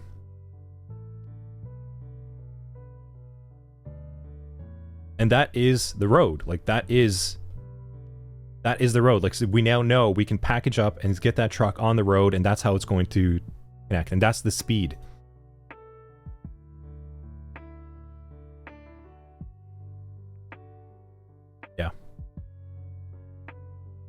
Yeah, so to the question over there in chat, so see, I was saying, is the data layer where the encryption is? Bearded saying, yeah, so the presentation is exactly. So you see this encryption. You can't read what's hello when I put it inside the envelope. Consider that to be like encryption. you'd have to open up the envelope. You can't see it, so it's now been packaged away, and that's where encryption happens. So encryption actually happens very early on in the process to make sure that no one actually knows what's going on. Now, a lot of this information along the way is understood and planned for in advance, and also has some levels of encryption inside as well too. However, just like an envelope that says like from and to, if someone were to look at your packet, if someone were to look at your mail, and they picked up your mail at maybe layers 3 or 2, they could at least see where it's going, and that's how you can track traffic. That's like how people get caught. That's how you track attackers. There's only so many levels you can hide, and this is why we really reinforce this in the security portions, is the importance of understanding this, is because this is where you want to identify threat actors. This is where you want to identify problems that happen between endpoints A and B, because we can see more about the address. We can see from the physical layer what connection they used. We can see from the data link layer exactly, again, another layer of from and to action happening. We see from the network layer another from and to action happening, and those aren't encrypted exactly at that point in time. There's more services we could do to encrypt this happening further and further. You could package all this up. You could go and encrypt all of this, and that's how you have like VPN connections and things where you can really encrypt more and more of this. You can continue that encapsulation, but it's all still happening in this process. We're still kind of working from an application layer all the way down to a physical layer. It's all still happening over and over and over again at rapid speeds, and that's what encapsulation is. And that's where other services where we are bolting on security happen, like VPNs, like passwords, etc. All those things that we're doing to wrap things up, it's happening along here. But see, to that point, if you understand this, like going back to the Bearden's answer over there, if you weren't sure where encryption happened, you could look at a model or a diagram like this and draw it out yourself, and you could make a safe assumption that like here's the data, right? This is the, well, that was terrible writing. This is the data. And you can see that once we hit presentation, you can no longer read that data. That's why you don't see hello there anymore. So if you have a model like this, or you can draw one out yourself that you find more relative, then you can always reference it. And that's the importance of having these models, is that you don't have to memorize things. If you understand how it works and spend time on it, then you can go back to it and reference it either in your head or on a note and say, okay, yeah, that's generally where this is happening, or that's why we need this service to make this all work. Does that make sense? That's another way to look at it.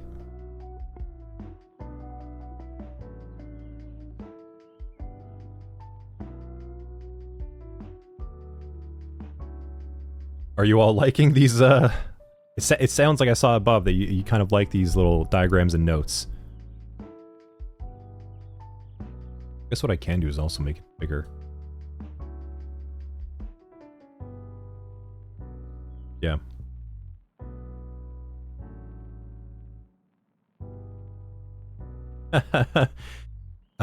Yeah, I can package these up after. I can go and throw these notes all over the place, but yeah. Cool, good. Glad you're enjoying. If you can understand this, like today, it's now been like 2 hours of going through this kind of stuff. If you can understand this, then you understand fundamentally how the internet works. Because at any given point in time, any connection is going through this process.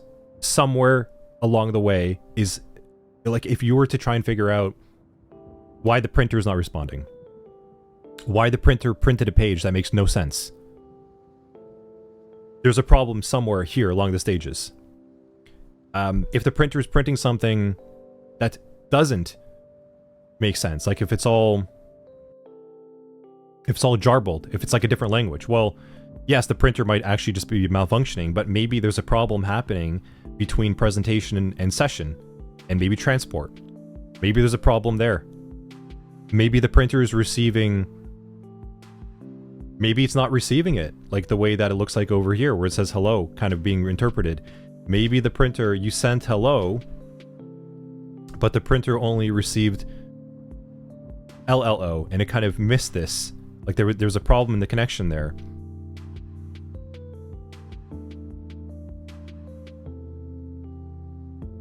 Yeah, thanks, EDU. Yeah, good. And I highly encourage you, please, like, do like Karina's saying, try, like, redraw this stuff yourself. I'm doing this to walk you through it, but if you really want to make it stick, try to make your own models as well too, and come up with your own ways of understanding it. And yeah, I'll share these over inside the SOC100 student Discord.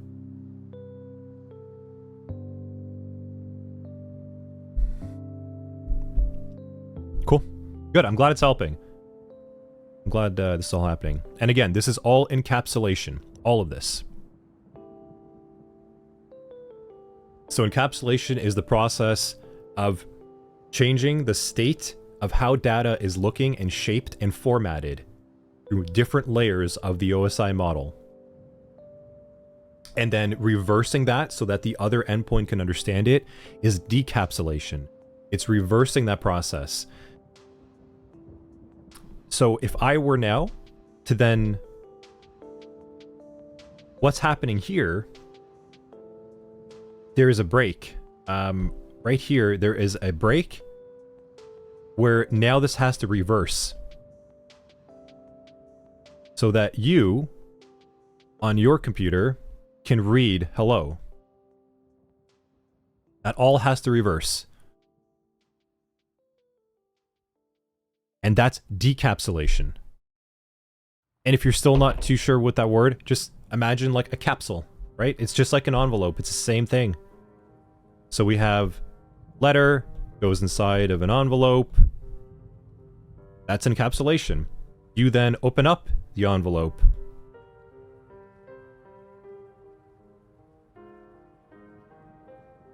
Okay?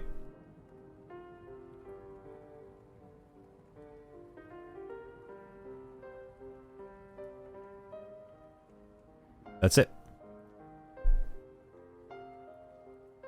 It's not like decryption. Well, no, it's actually... Encapsulation is not like encryption and decryption. The concept or idea of it is similar, but it's not the same. Because encryption is a process that happens somewhere along this model. So in presentation layer, when we're encrypting something, we are then putting it inside the envelope, but that's where encryption stops. Encapsulation can take an encrypted message and pack it up inside of something else, but it is still understandable.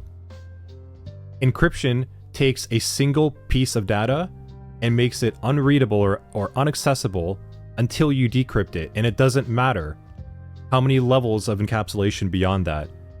And that is a big difference. Encapsulation is the reverse. Encapsulation means you can continue encrypting, you can continue encapsulating it over and over and over again and changing the state and format, and it will always be interpretable going backwards. And there's no mathematical algorithm involved in that. There's none.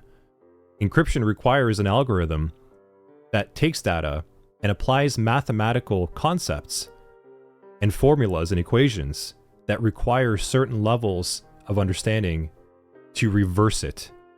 And that's different. We'll get to the MD5 and hashes and keys and all that cryptography stuff. We're going to do a lot more models in that as well too, in the SOC 100-2.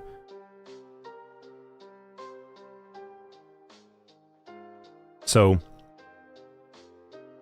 encapsulation is like taking a letter and putting inside of an envelope, and anyone can open it. If anyone finds your letter here, if someone picks up your letter at layers 3 to 4, they can still read your envelope. They just have to open it. That's encapsulation.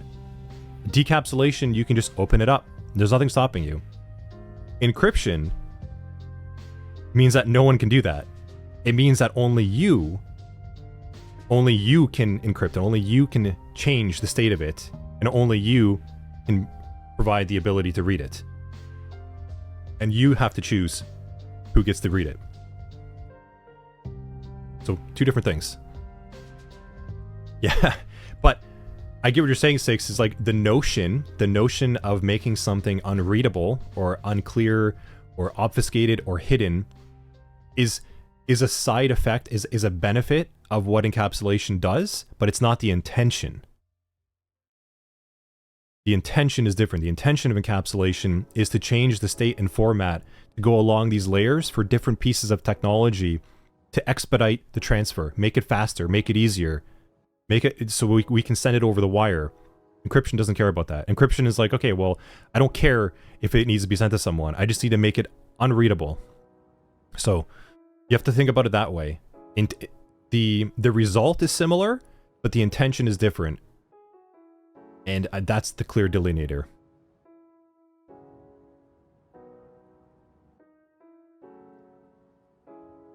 But I like you thinking about that. That's important because you're going to come across similar things and you're going to draw these connections. And as you do, you're like, oh, like that starts to make more sense. And it helps you remember things more. So yes, please continue to think that way. Challenge your assumptions and challenge your understanding of things and try to make associations and connections. And you might not always be right, but at least you're going to get closer to it and you're going to have a better understanding afterwards. So keep doing that. That's really important, especially in technology.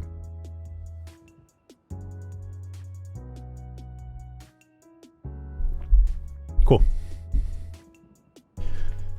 Okay.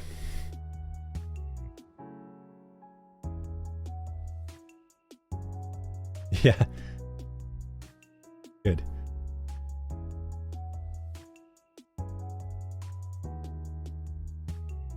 Yeah, that's good. Good.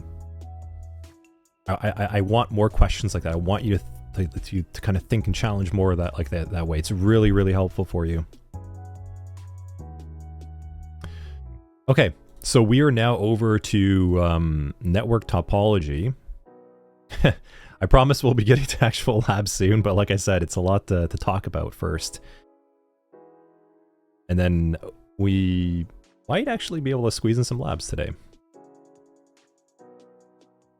So the next lecture we want to talk about is Lecture 2, Network Topology. Now, if you're going through the course, disclaimer, I have talked a lot more. I've actually covered a lot of subjects and things from other lectures. So I'm doing that because in a live delivery, it's different than if you were doing it by yourself. You have the liberty and time to just kind of go through all of it once and take your notes. But in a live class, I need to grab different nuggets and pieces at different times to make things connect better right then and there on the delivery. And that's different than an on-demand. On-demand, you have the liberty, like I said, to go back and look at everything at once and put your own connection of it together. So keep that in mind. I'm going a little bit off topic at times, which is why we're doing this live class, because as you're seeing, there's a benefit to it, having the ability to draw and create models and diagrams on the fly. Just disclaimer, as you go through, it's going to be a little different. But what we want to do now is move over to network topology to start looking at and understanding like why does this function now the way that it does? Because you now understand the OSI model to some degree. You understand encapsulation and decapsulation. But what does that actually look like instead of an envelope and a mail? Now we need to start looking at some actual technology. So, a couple things here. There are some ways to take the OSI model and apply it to a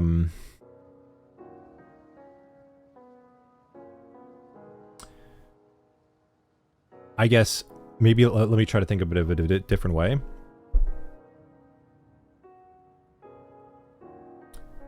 Conceptually, if you wanted to put the OSI model in action, you would need to categorize a lot of those endpoints and gateways and nodes into something tangible and purposeful. And just like as we have a post office and we have a mail system and envelopes, we need to recreate that digitally with technology to support the OSI model in action. To make sure that I can send you that email and you get it, as opposed to me writing you a letter and requiring a post office. We now can work with technology. And what happens here is we create this thing called a network. This is why we're networking. A network utilizes the concepts of an OSI model to permit me to send something from my computer to yours. And a network is effectively really just, it's just a collection, like I said, of endpoints, nodes, gateways, all in action. Just like the post office is. So there's a couple terms to kind of think about at first of what these things look like as a structure. We have WAN, MAN, LAN, VPN, PAN, which is where you might have heard those things before. WAN, MAN, LAN, VPN, PAN. The thing that you need to be paying most attention to is a local area network, a LAN. So question from 6, what about a decentralized VPN? That it's like its own mini-man? We'll get to decentralization later. That's a bigger topic to talk about in cryptography. Centralization and decentralization. Yeah. I want to hold off on that one for a little bit, because that's going to get into some complex stuff.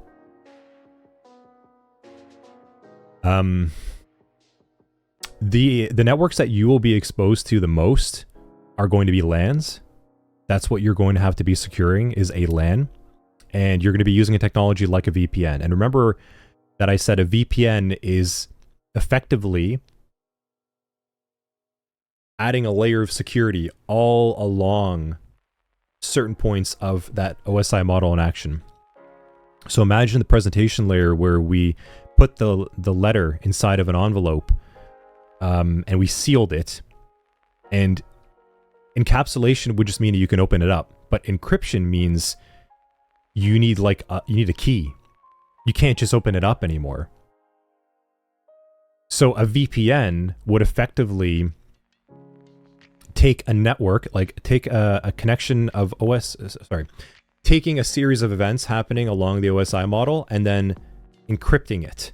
It's kind of like making a network within a network almost, if you want to think of it that way. And that's why we call it like a virtual private network. It's virtual. It doesn't actually physically exist. And it's private because it's secure. It requires a key, a password, something to open up access to that network, and then something to lock it up when you leave. So that's you're going to be exposed to those two things a lot. A local area network, like I said, is a LAN, where a lot of your businesses are running this way, and a LAN just provides certain nodes to allow your endpoints to connect to one another. Nodes and gateways. That's what a LAN consists of. Endpoints, nodes, and gateways. And certain nodes and gateways within that connection allow my computer to connect to yours. Now, there isn't a massive difference between all of these networks, other than the fact that they just have different types of nodes and gateways set up and configured in different ways to provide purposeful connections. So like in one example, we have a PAN, right? The personal area network. That's like my Bluetooth. That is a different network connection. I am connecting by Bluetooth to another device. my headset. This is a Bluetooth, this is a personal area network. And it is separate from my computer network. I can't send a message from my headset to your computer. It's a different network, and that's why it's called a personal area network. It's a smaller network that relies on different types of connection configuration settings to provide a different type of experience or service for the user. A LAN allows us to send data back and forth. And the Bluetooth connection, like this personal area network, allows us to have a small network within that connection just for ourselves. That doesn't require a lot of configuration. That's why we have it. And then a VPN allows us to kind of package up that network around another layer of security, another layer of encryption, another envelope. If you want to think about it like that. So we take the envelope and we get a very secure one. Maybe we put that envelope inside of a box, and the box has a chain around it with lock. That's effectively, now we can package up that box and send it anywhere we want. And that is like putting it through a VPN connection. So that's kind of cool. Beard is saying, is it safe to say that... Yeah, so networking is connections of hosts and endpoints with different paths and routes on how to reach those connections. Yeah, that's a good way to think about it.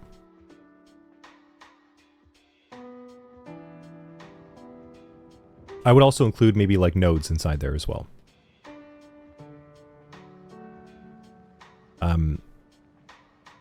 You could probably just say connections of different endpoints and appliances as well, but that's good. I think your statement there shows me that you understand what networking is and what it's supposed to do. Good.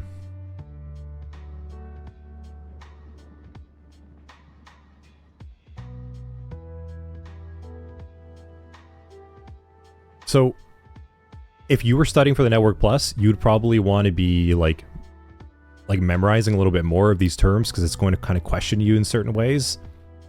Like I said, you probably won't be responsible or working within a wide area network. And I'll show you what that kind of looks like in a second. This is the worldwide internet. Okay. This top portion over here is... Imagine if you only took a picture of the density of connections around the world. That's what the world looks like.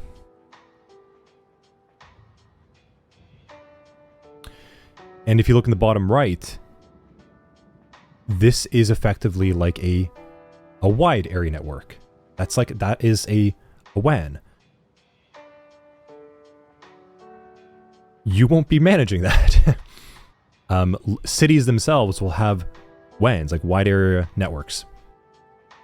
Now, you might actually be involved in that, and if you are, fantastic, you'll learn more about it, and you're going to study more technology to be around it. But if you're in IT, and you're inside of cybersecurity, you're pretty much going to be dealing with LANs, VPNs, and to some degree, PANs, which you're honestly just going to be calling Bluetooth.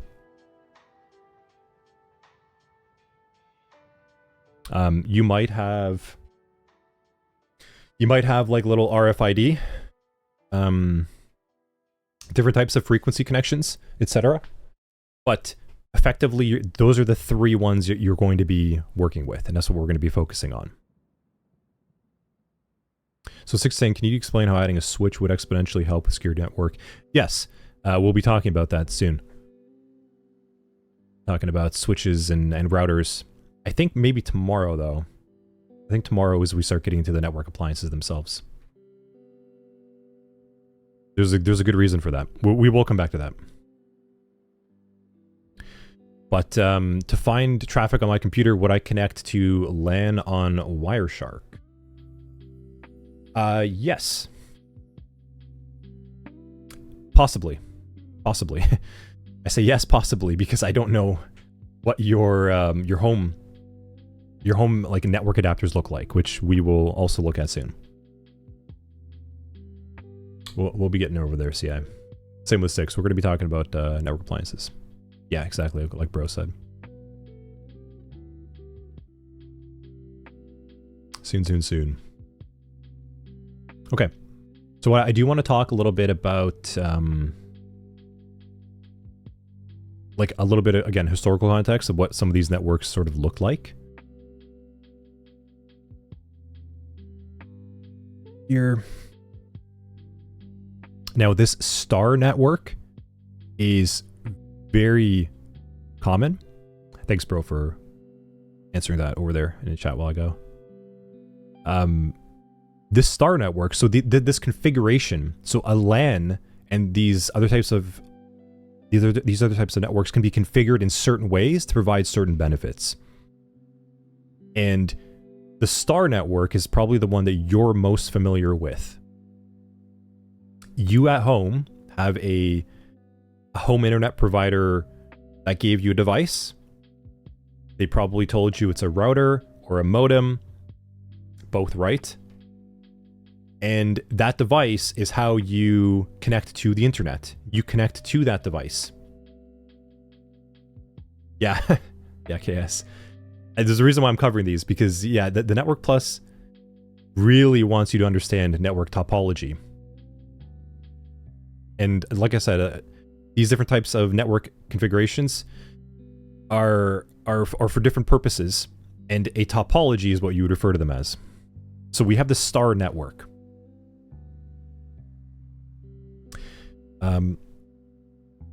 Second over here.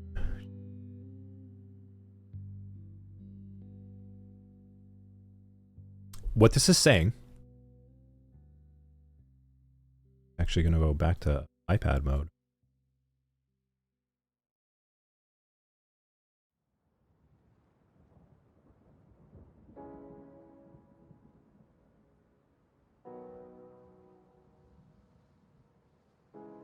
Okay.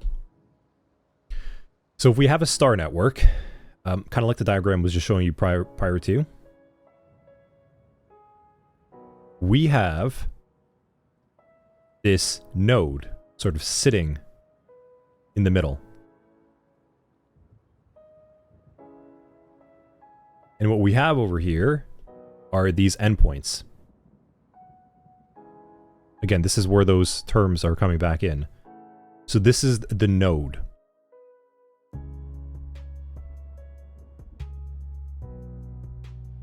Okay, that's why it's kind of like a star network. It kind of looks like a star. Although mine kind of looks like something from like Whoville, like the Grinch would try to steal that star. So,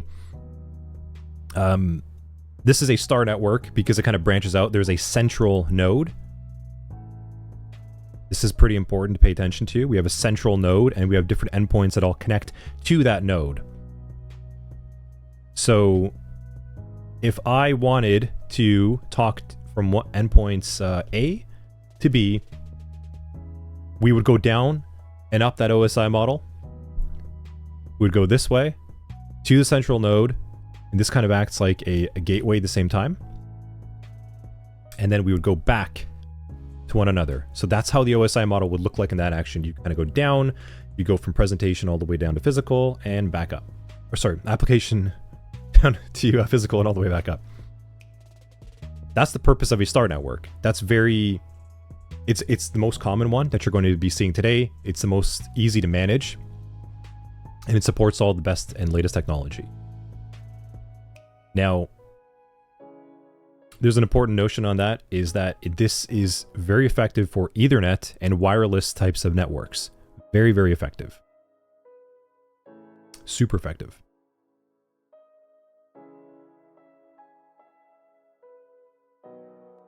And so, you know, like what Bro and CI are saying in chat right there, like how does CI know how to connect to what interface to get to another endpoint? You would want to go, and we're going to learn how to do that inside of Wireshark later, is you would find the right virtual, it's actually a virtual node if you want to look at it that way. And we have a network adapter that allows us to say, hey, I'm coming from this endpoint, and I'd like to go to that endpoints adapter, but I don't know that endpoints adapter. So I need to talk to that central node. And I need to say, hey, I need to get to endpoint B, and I don't know where endpoint B is. I don't know their address. I don't know how to get to them. So, hey, node, like, send me that information. And that's what that star network provides. That router modem in the middle. It's going to typically be a combination of both in your home network. It's a router and a modem. And to some degree, it might act as a switch. We're going to learn about those a little bit more. But it will say, hey, like, yeah, I actually know where that device lives. It's on my third port. Like, it's connected to my third port on my modem. And, you know, if you look in the back of your device, you're going to see like 1, 2, 3, and 4, something like that. And then you're going to have like a main line over here. This is going to be connected to like your ISP. And then your endpoints are kind of going over there like that. So if I want to get from mine, from endpoint A to B, I need to go and talk. I need to talk to this node and say, tell me where endpoint B is, because I don't know. And that's the responsibility of what these devices do. And we're going to learn more about them, but these routers, switches, modems, they provide, like I said, remember that ability for you to get something from your endpoint to another endpoint. Data in this case. And all of that is a series of from and to addresses. It's just a giant series of from and to addresses, and then they are cut up and shaped in different ways to get the data across. Like the envelope has a stamp, it has the address, etc. It has to be formatted a certain way to get there, but there's a lot of that from and to address activity happening. And that's what these networks provide. They provide those from and to addresses so that it would be very, very inefficient if my computer had to store the entire internet's knowledge of connections on my computer all the time. It doesn't make sense. So we rely on these nodes along the way to provide the necessary information to get from one endpoint to another, or from one node to another. They all serve individual roles, which we'll be learning about. But that's what a network topology is.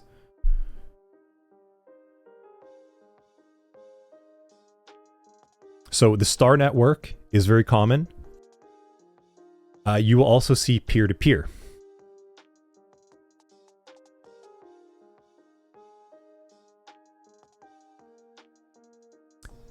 So Karina is saying, having a hard time understanding what a node actually is.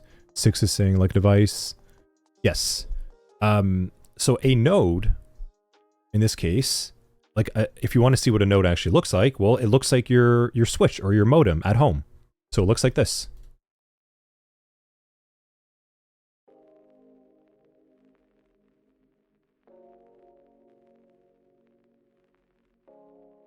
These are nodes. They're also called network appliances.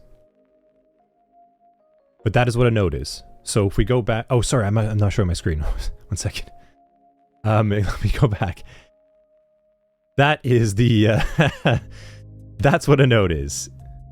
Yeah.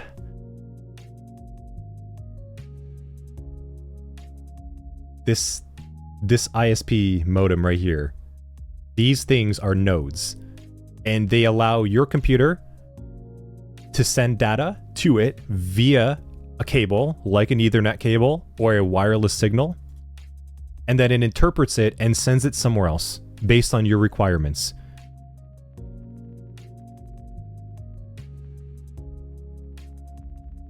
So going back to this, if I had computer here, this is A, and I needed to get to another computer,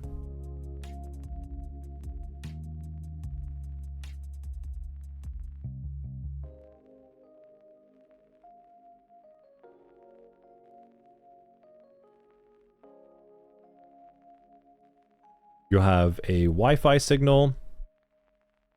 You'll have an Ethernet cable. And these are your endpoints.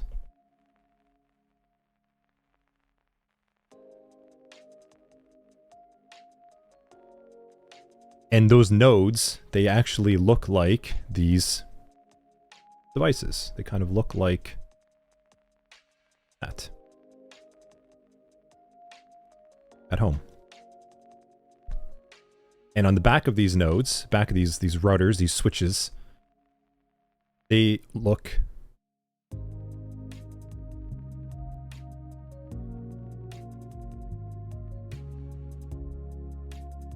like this in the back.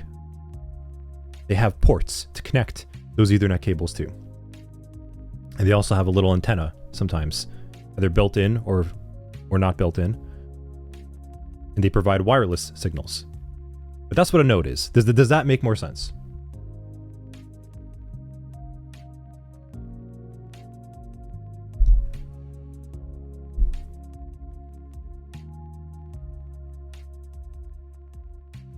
Good.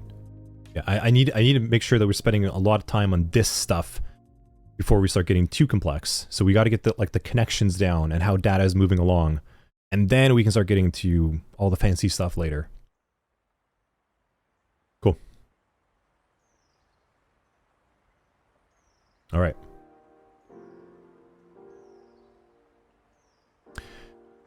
So now we have this notion of a peer-to-peer connection. So remember, like I said, we had a star topology provides a centralized node for different endpoints to connect to.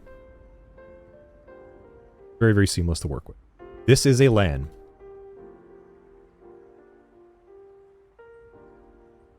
Okay. A star topology is a local area network. It is a LAN. Does anyone not understand why this is a LAN? When I say that this is a LAN, does anyone understand? Does anyone not understand why? I guess I should say.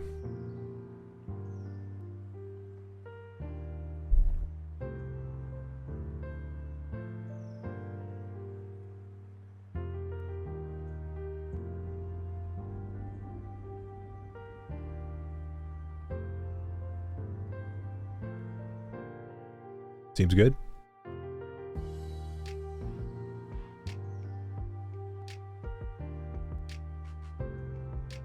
Cool. Very good. Good. Not seeing any prompts. Yes, this is a local area network. Cool. So now let's talk about peer-to-peer. Prin, you're not entirely clear. Okay, why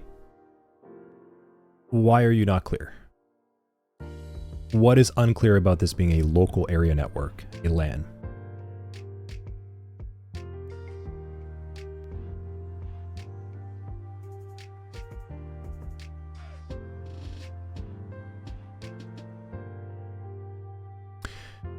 Okay. So I think it might be, maybe you're focusing too much on the terms of what these individual things are. So a local area network is a collection of endpoints and nodes.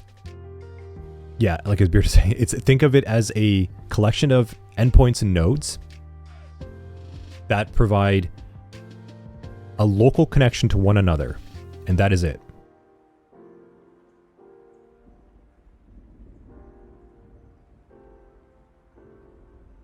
Yeah, so key emphasis on local. Remember, a network is a collection of nodes, endpoints, and other network appliances, gateways, and such that provide connection to one another to speak to one another. That's what a network is. So a local area network means the exact same thing, but just locally for like several connections, or like a small network like this. Hence local. Does that make more sense?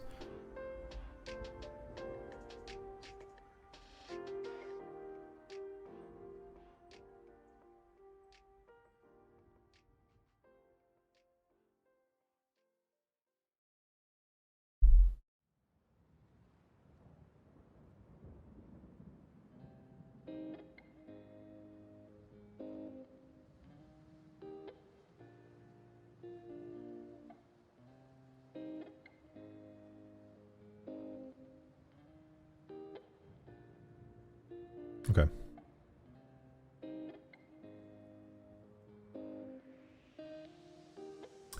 I think it might be good to go to diagram time. Yeah, because based on Karina's question, I think what you need to see is how these kind of local WAN, like all that stuff is just size of the network. So over here, what I want to do is go here.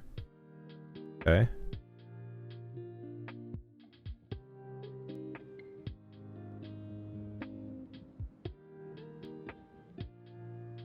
This is local. This is a local area network. Connected to different endpoints. And what happens here is, imagine this is like a box. Like this is a local connection. This is your home connection over here. Now,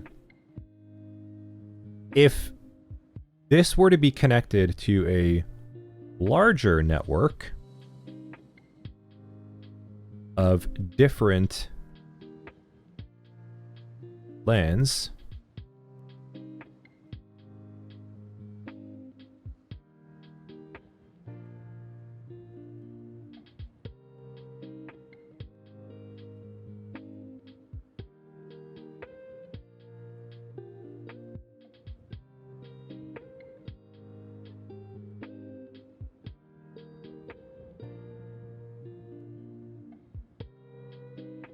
okay.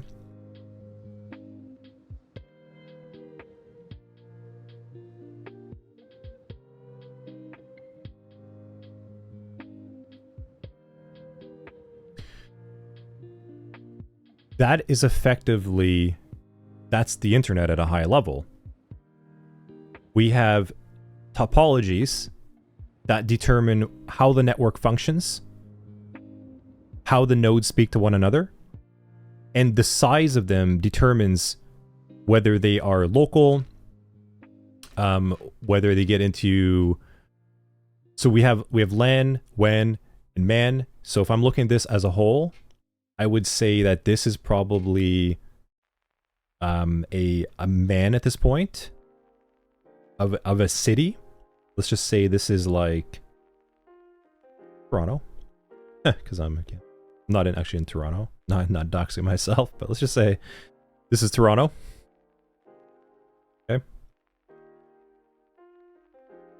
that could be considered sort of like. And that's why it's called, like, it's a metropolitan area network. So we can call this a WAN, a MAN. And if I were to... Yeah, okay. Second. Select.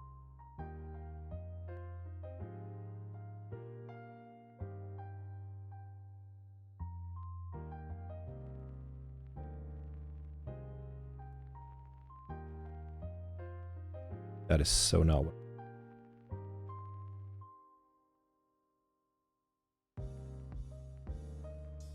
Okay, duplicate. It's not grabbing all, is it? I'm gonna have to learn how to do that after. It's first I'm actually using that software. Alright. Alright. Bear with me. Bear with me. How do you actually select in this thing?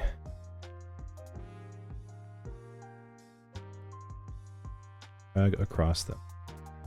There we go.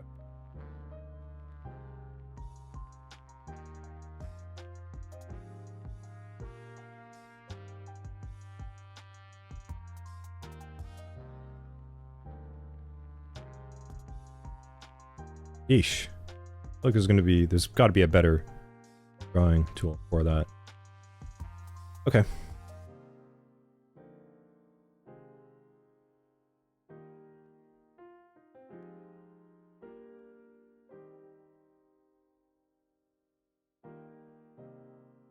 Okay.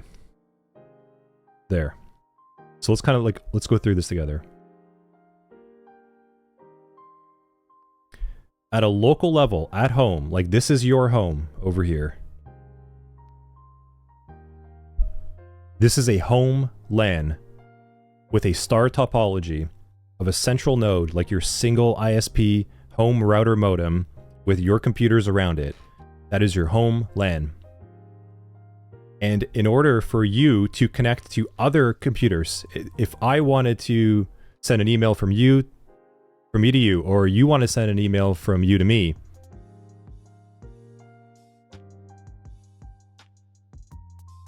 in order for us to actually speak to one another, we have to be able to get data from points A to point B. And we're actually going to cross multiple other networks when that happens. And when we do that, we actually get a MAN. That's a metropolitan area network, where each home is a LAN, and other homes trying to connect to other homes would have to hit other servers and other networks in other different portions of this giant spread of LANs, which becomes a MAN, a metropolitan area network. And that's just for one city. That would be something like Toronto. Now, if I wanted to then connect from another city to another city, we would be getting into these WANs, these wide area networks, much larger scale networks, but they're all built on the same or similar types of topologies. And they're not always connected to one another. For example, if you were at home,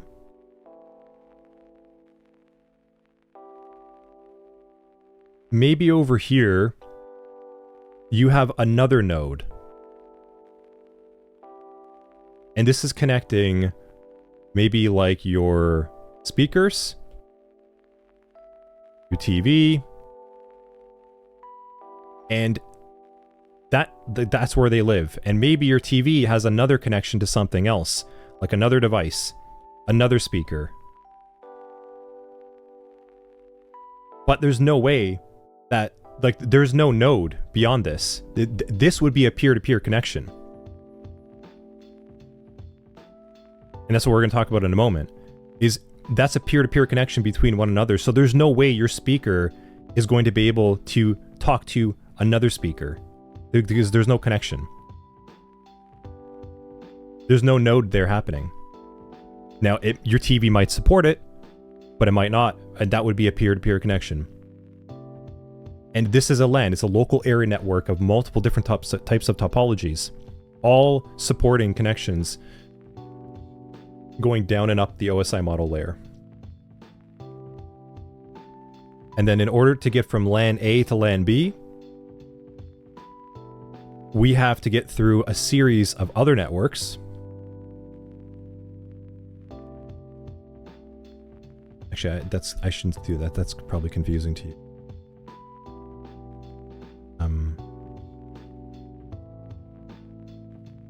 Let's do that instead.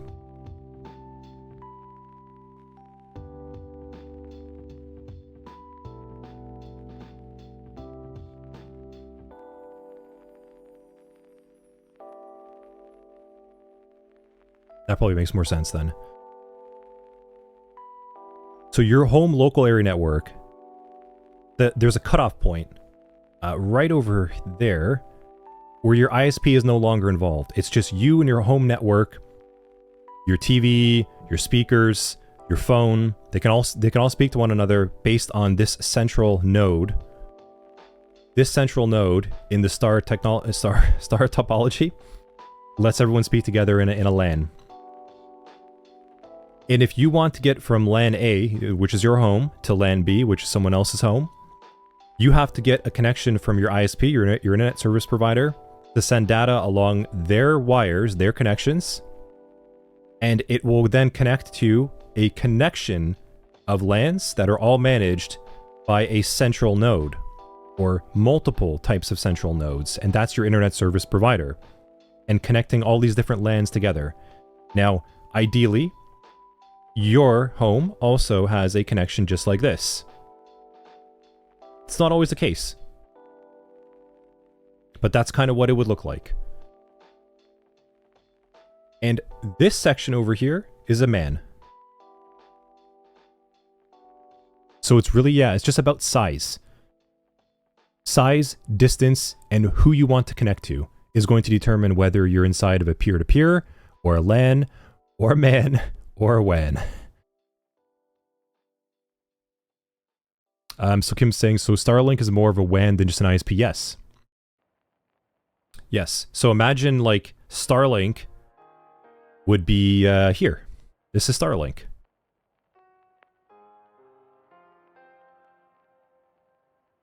And Starlink would have signals coming down, connecting to here, and hitting other different connections along here. Now, you might have your own Starlink connection that can speed it up and connect from there to there.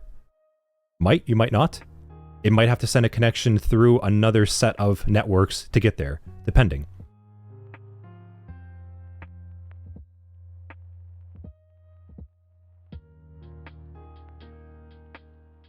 Karina saying LAN is connected to WAN at some point. Yeah, so it depends. Yeah. Does that make more sense when everyone sees a visual like this?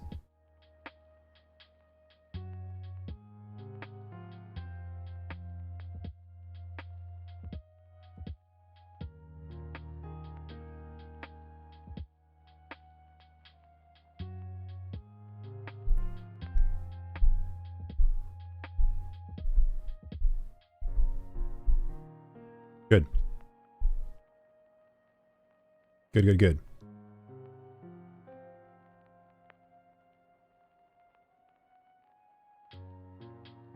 Okay.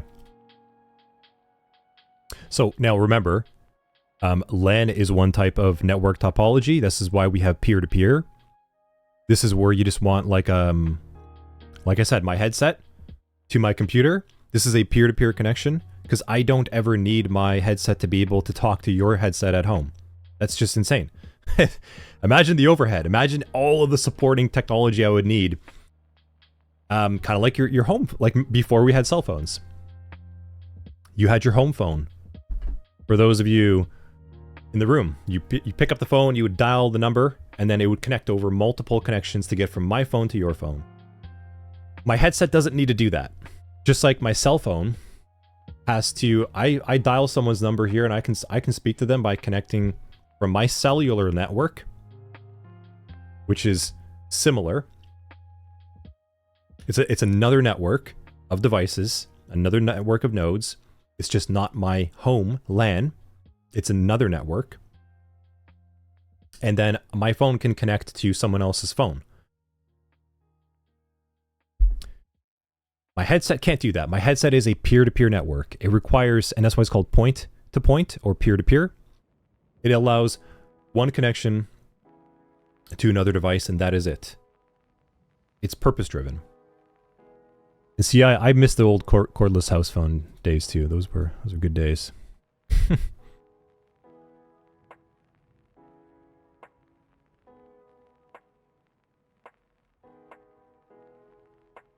Six, maybe just stop hopping the gate and maybe just go through. Open the door.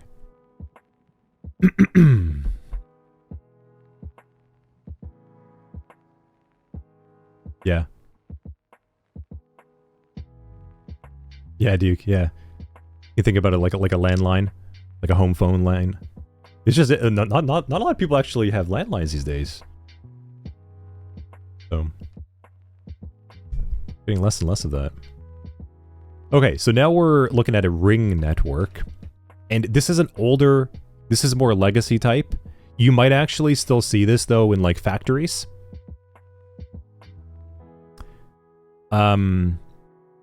You might also see this in deeper backhaul networks is what they're called. And remember I said later on we're gonna kind of look at this. These large cable connections connecting continent to continent. These are called like backhaul connections. So in this case, you might see some of these network topologies still being supported over there, where you want, okay, and the main difference is you always want connections to go through certain hosts or certain endpoints. And the endpoints act as the nodes themselves. So if I wanted to send data from endpoint A to endpoint D, I would always need to go through endpoints B and C to get to D. Whereas a star topology doesn't do that. It just goes to a central node and goes to any other endpoint, so it's much faster. But a ring network could be used for like factories where you have different like conveyor belts with different technology that have to communicate to each other at certain points and should never ever communicate otherwise. That is where you'll see these types of like ring networks. Now, once upon a time, we would see ring networks at home. Or sorry, not at home, but like in local businesses. Yes, like once upon a time, before technology got better. So you don't really see them much in businesses anymore, but you'll see them in like factories and other large scale, like industrial, backhaul, bigger industrial things and needs. Another type of network topology is called the bus topology. And if you're ever not sure about these, you can just always think about what they visually look like. The star topology looks like a physical star, like not a physical, but rather the way we think about a star you put on top of like a Christmas tree with like the 5-angled star, right? 5 points. It's a star network. It kind of looks like a star. A peer-to-peer or is point-to-point, P2P. It is from one endpoint to another. And if we think about a ring network, it looks like a ring, but there's nothing central inside of the ring. It's just a band.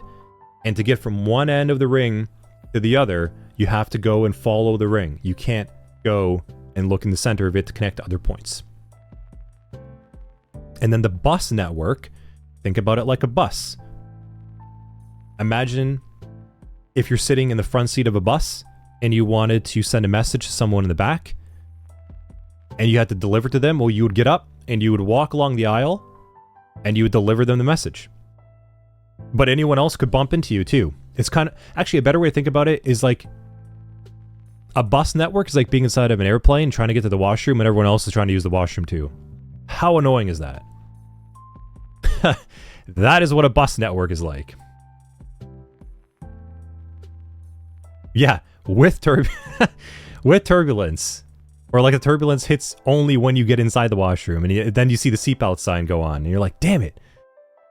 That's what a bus network is like. Friends don't let friends make bus networks.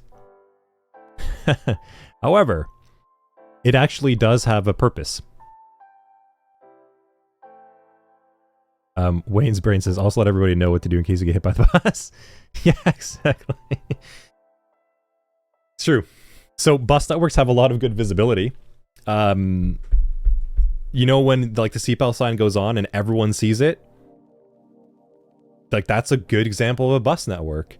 It's good for broadcasting. Everyone gets a message at the same time and you can't do anything about it. It's kind of like, you know, on your phone when you get those alerts of like, you know, there's a crime or an incident, natural disaster, a missing person. That is an example of like a bus-like technology happening where it's a broadcast message and everyone gets it at once. Now, that's not configured like a bus network, but it's using the same type of intention. But a bus network would be much more like an airplane. And all of you sitting in your seats are different endpoints. Not enjoyable. No, not like a botnet. A botnet, it doesn't it can be any type of network topology. A botnet could operate anywhere.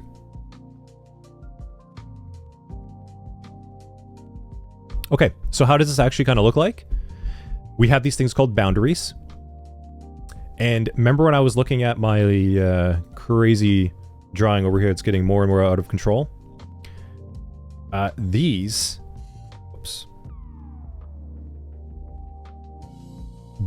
like boxes that sort of visually represent segments of networks, well, these are called boundaries.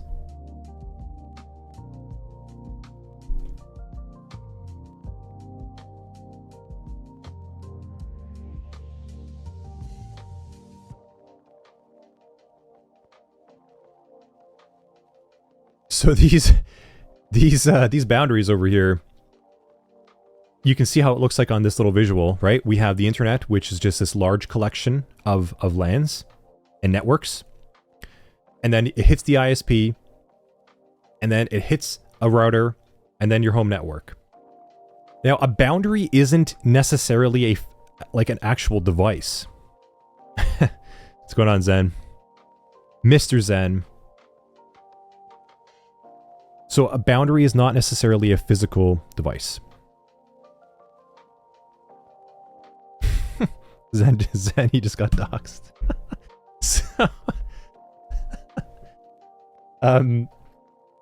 So a boundary is not necessarily a physical device. Okay. It can be,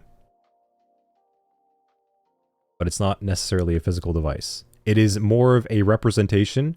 It's a concept that is a demarcation point. And a demarcation would effectively mean like how this diagram looks over here.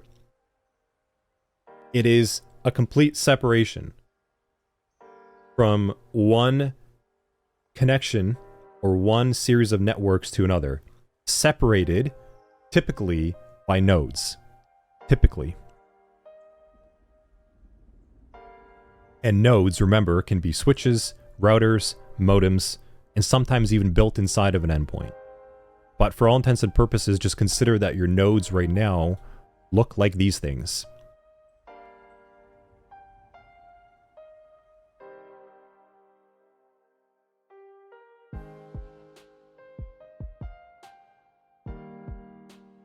Another way to think about it is that a network boundary is sort of a definition of where one network ends and where one network begins.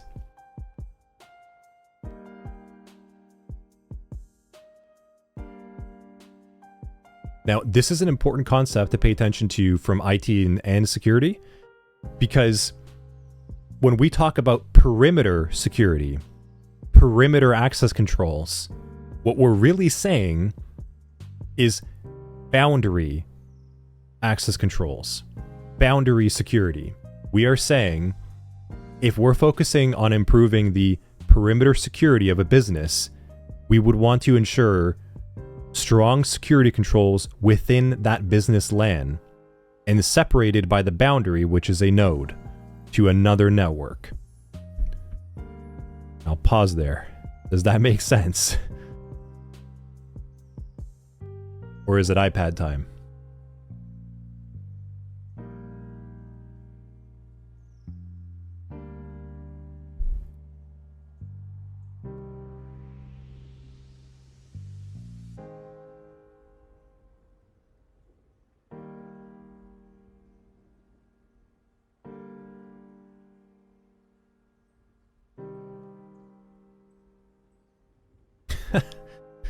Okay. Rena's got the iPad request has happened. Okay. You asked for it.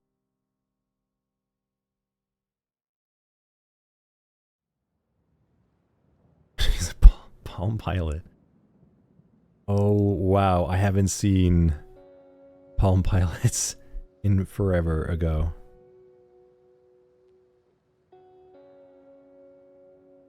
Okay.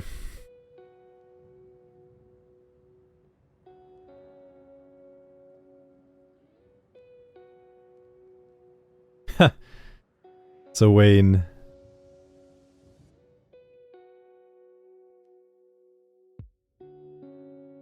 Wayne, you were new at a job once, and IT director with your desk had installed some Nearsoft.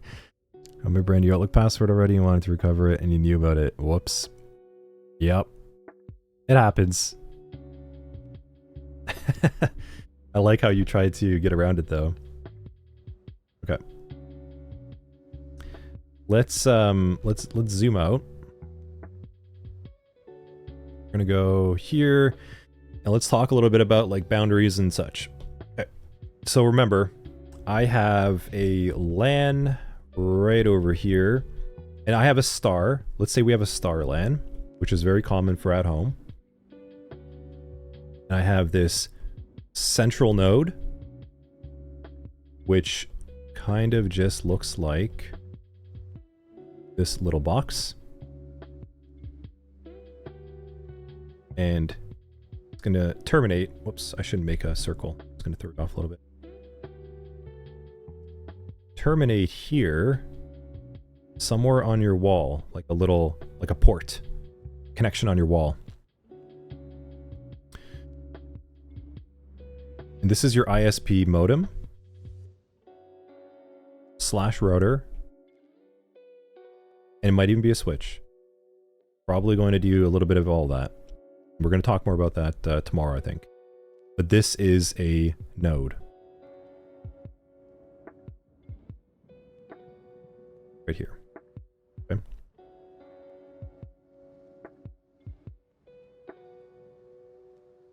Now I'm going to reference them as circles.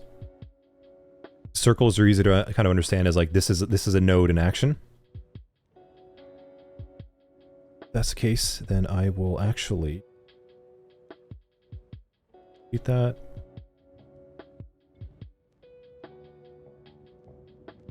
I am actually gonna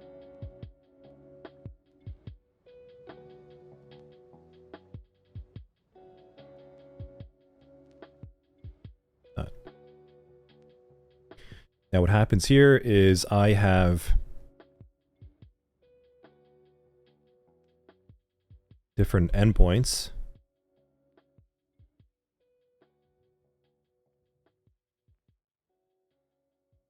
All connected in this star topology LAN. Now, there's something important to pay attention to is that the demarcation point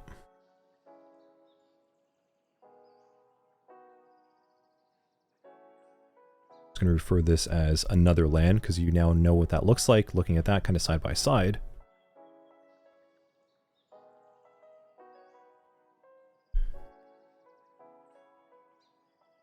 This here is your demarcation boundary.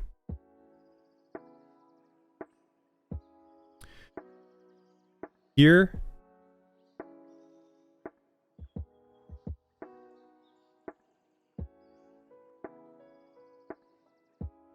data leaves.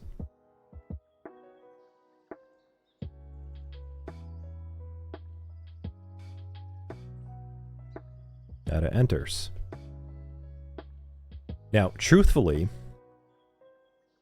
that's actually your demarcation point. That's actually your boundary, is when the signal's terminated.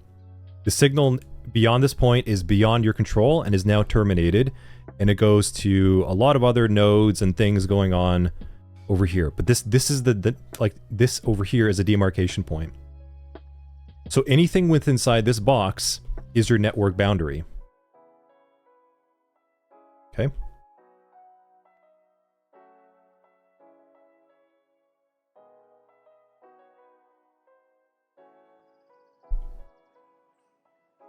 Now, there's a reason why I've sort of expanded and magnified on this over here to make more sense, is because you still have some level of control of what's happening over the wire over here, and there won't really be a lot of issues at that point. There could be. I've been there myself when there has been, when there's been an issue with the actual termination of the wire or the signal leaving the network. It can happen. It's just very unlikely, but it's important to understand that it is there. What's often referred to as the demarcation point is actually this spot. A lot of people will refer to this as a demarcation, which is true in a way, but it's not valid. It's not. Here, delete that again. 1 second. I'm just gonna call that demarc. Because the true demarcation is when the data actually leaves the network, when it's actually gone from here. Now, you could say that that's the termination from the node itself or the wall, but there is a space there that you need to be cognizant of, because you could still have a failure or a problem there or a compromise. That could happen, just very unlikely. So you can consider that a demarcation point, remember, is when data leaves the network and it enters another, where in this case, it is anywhere here. This is your demarcation point. And your network boundary is anything within this box. So when I say we need to improve boundary security, I'm also saying perimeter. Because what is this? From like a normal English perspective, this is the perimeter. This is the outline of this box. Just like the perimeter of a circle, right? It's the outside.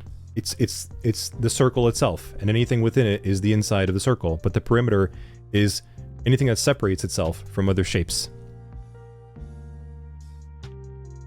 That's why we call it perimeter security, because we want to ensure security anywhere within this perimeter, which can be at endpoints A, B, and C, or the node itself, or anywhere up to the demarcation point.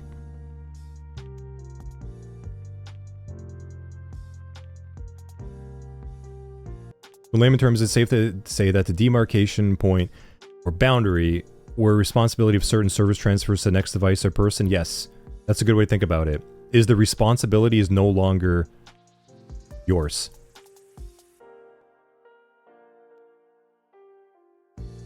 So I'll kind of show you what this looks like. Also, like what these actually look like. If I type in like demarcation, you'll see like this is a demarcation point. And that's why I said it's important to remember that it actually does terminate like at the signal. Like when the signal stops, that's your true demarcation point. But you could interchangeably say that it's right at the end of your modem, like your node, which is true. That's where it is going to terminate, but you could still have a problem here. And this is where problems have happened in the past. Whereas you might actually have a problem in your cable or signal here.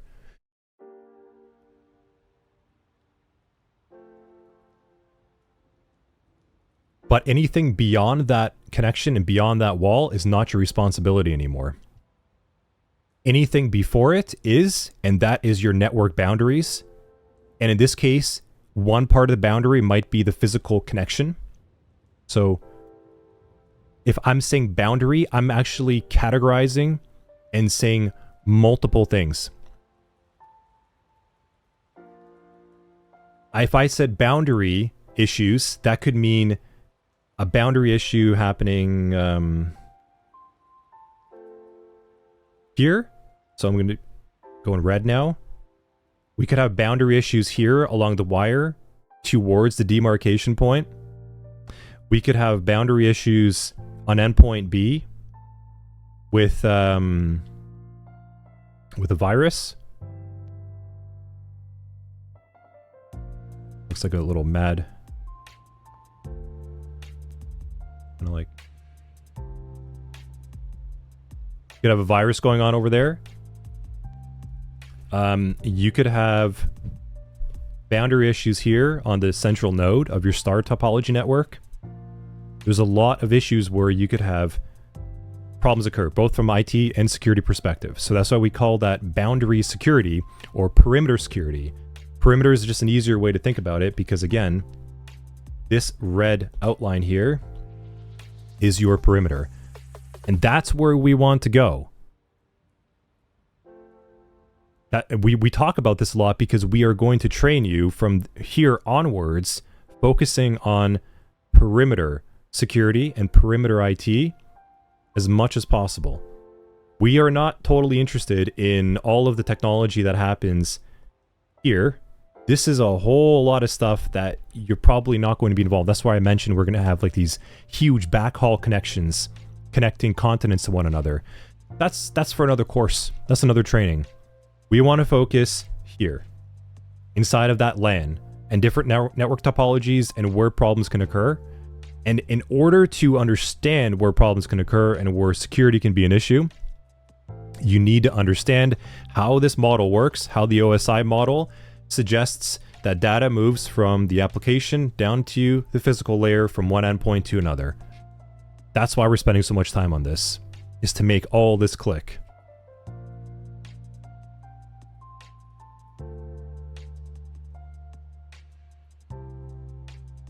Just realized that that software says unregistered. I thought it was free. I think I can buy it. I might actually buy it. I like it. With his iPad sharing. Does that make sense? Like, you see how this is all like bundling together? We started off really simple. Now you're starting to see this all in action.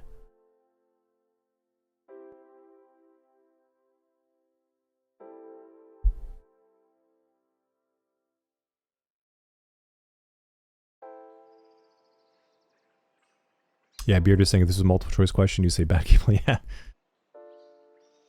Yeah. Cool. Good stuff. Also, sorry, Waynes, thanks for the follow if you're still kicking around. It's motivating you to get an iPad. I mean, pen and paper's fine too, but yeah, I like the iPad because I can... I like digital drawings as well. Like for this. I'm using this app called Air Screen Mirroring Receiver. And you go to your iPad and you do AirPlay and you connect to it to your PC. So yeah. That is... Now, we'll take a break after this. And the one thing that I wanted to... yeah, so there's a summary here. This is important stuff. Turn off the old iPad sharing. What's most important? Why we're talking about all this again today? Again, the modern internet operates on technology from the 70s and the 80s. So the next time you see some fancy training that you need to learn about the latest, greatest bells and whistles and tools, cool, great. You know what? Go check it out. But make sure you understand the fundamental stuff first. Or at least spend time with the fundamentals, and this is why we're doing it. Because we're still using the same tech from decades ago, and we're going to continue to for a while. Another summary point is that the network architecture, protocols, technology were not designed for security. They were for bandwidth and latency. So how fast could we get data moving, and how many people could use that lane at the same time to send data back and forth? The OSI model is essentially a model that provides us a visual and a categorical method of how we can how we can encapsulate and decapsulate data from the from the application layer, like actually using the technology, your computer monitor, screen, and keyboard, to send data to another endpoint. The OSI model helps us understand what levels that the data needs to be changed and shaped and formatted to get that data from one endpoint to another. And the topology provides us ways to structure these endpoints and nodes to create a network of itself that has pros and cons and benefits of itself, and sometimes disadvantages, as we learned with a bus network, kind of like being in an airplane. And the boundaries, the perimeter of all of these networks are important to understand where they start and where they stop, who's responsible for what, and how much control you have to manage or mismanage security and IT related problems.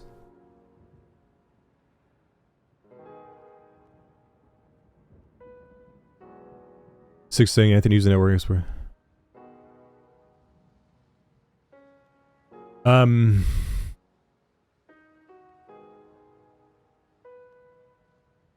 mean, Six, so like before I even recommend someone, I'd recommend for you to understand this. Like, just make sure you understand this before you start going and trying to create like to-do lists or categorize lists of people to hear and talk. Spend some time focusing on how this works. And then when you need some more reinforcement, listen to it again. Talk to others. And instead of trying to rely on input to understand something, spend as little time as possible on the input until it just makes enough sense, and then start being productive with it. In this case, go and do what I did. Instead of going and trying to get more input, go and make some output now. Go and draw this on a piece of paper. Try and create your home network as a star topology and understand where everything fits. Beyond that, I would highly recommend Professor Messer is amazing.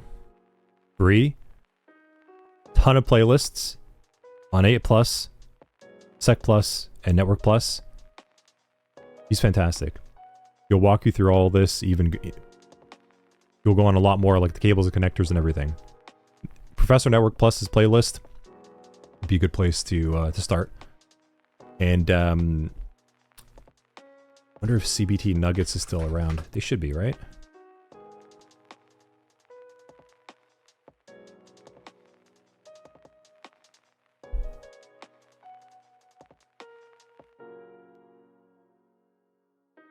CBT Nuggets, Keith Barker. This guy's awesome. Wait, still sharing the iPad. that's the note that I sent over to you, Karina. Keith Barker, super good. This guy does a really good job of tying a lot of this together. He's been around a good long while. He has been training this type of material for a long time. If you can catch some of his training, arguably top notch. Eli, the computer guy, is really good too. Professor Messer and these folks. But start focusing on output would be my recommendation.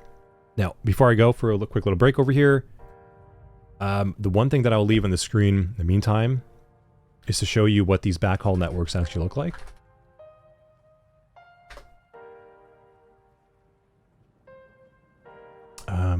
Let's go to...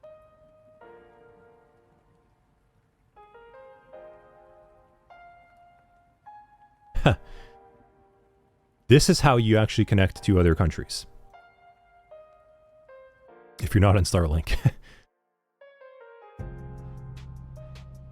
These undersea cables is how you actually are connecting to one another.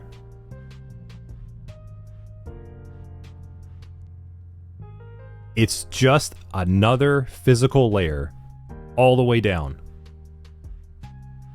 From your computer to under the sea with SpongeBob, who lives in a pineapple under the sea. It's all the way under the sea. It's just one giant OSI model. And then you get these people that go down there and fix cable issues. Just like how you have network technicians going fixing cable issues in the field across the street. And this is why I'm saying, if you can understand the OSI model and how these topologies work, then you effectively understand how the entire internet is configured. It's all the same thing, but just repeated and scale. It's just a bunch of LANs, all connected together, forming larger networks, all still going down from application down to physical, and connecting and sending data back and forth. And at its lowest level, we connect to one another by these giant cables underground.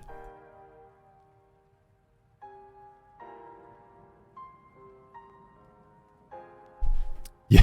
Yeah, can you imagine you get a call like 2 in the morning, the network cable's down at the bottom of the ocean? Damn. Now, the speed of these things is insane. I think they're what? I think they're terabits per second? Terabits. Terabits. Or sorry, terabytes. I don't know why I'm saying terabits. Terabytes per second. So, you know, like at home, we're like, oh, like we got like 1 gig of speed. That's why it's so fast. It is literally like 1,000 times faster than your home internet, if and more. To get this information across the sea. Pretty cool.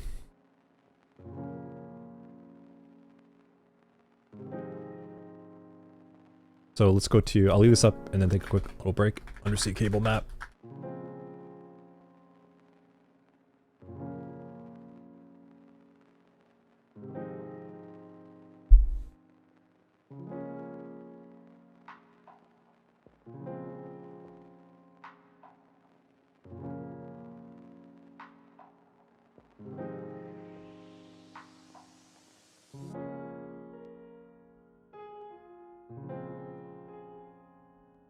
Yeah, actually this is kind of to look at.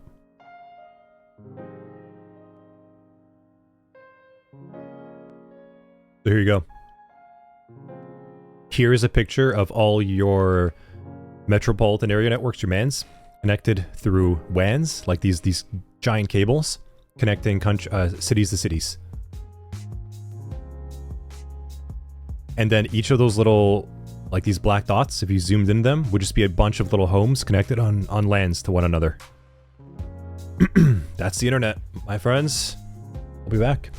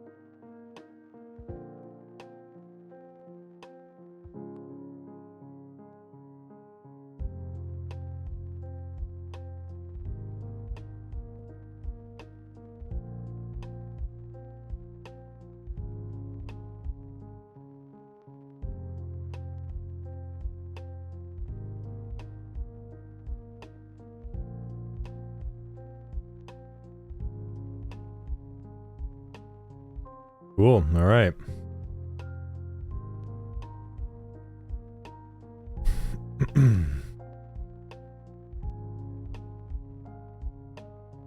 Back.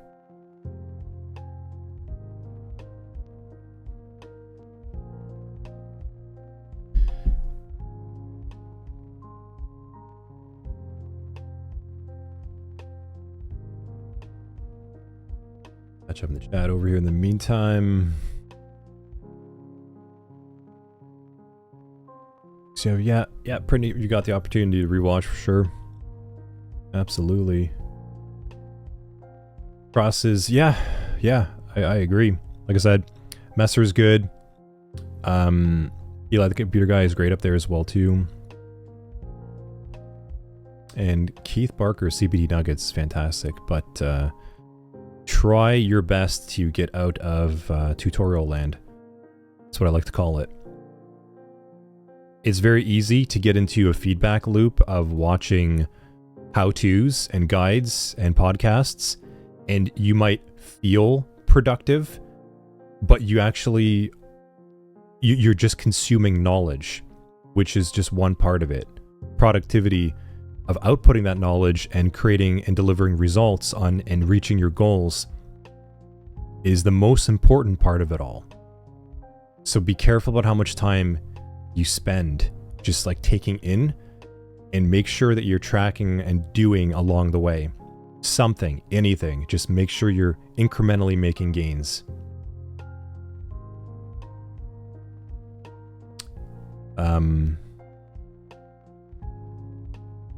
KS, your internet messed up. Nice. Of all times, huh? No, was it a boundary issue? Was it a demarcation issue? Was it an issue on your star topology home based node that is centralized? Where was the issue?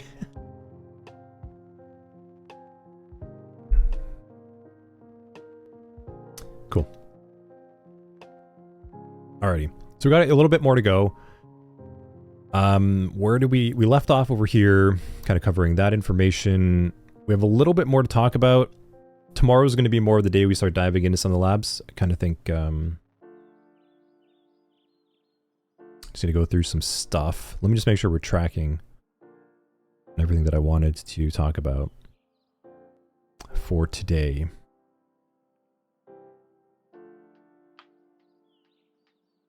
Okay, yes. We need to talk about two more things.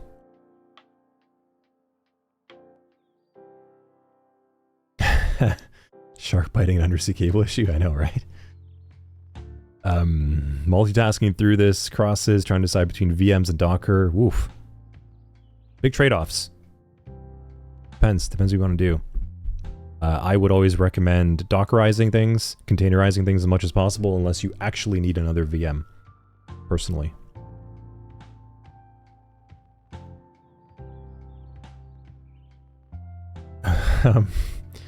C1s, yeah, exactly.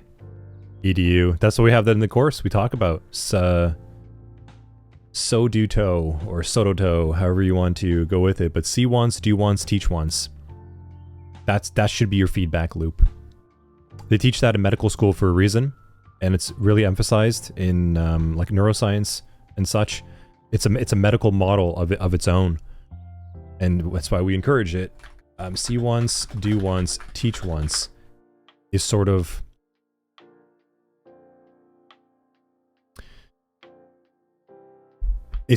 like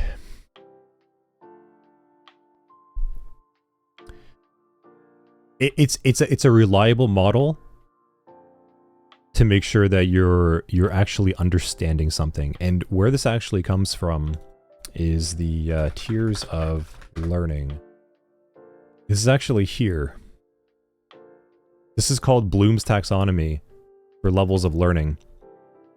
This is a model understanding how the brain is actually able to take in knowledge and then start outputting knowledge for you to kind of rate yourself where you're at on a level of understanding something and where you might or might not want to go.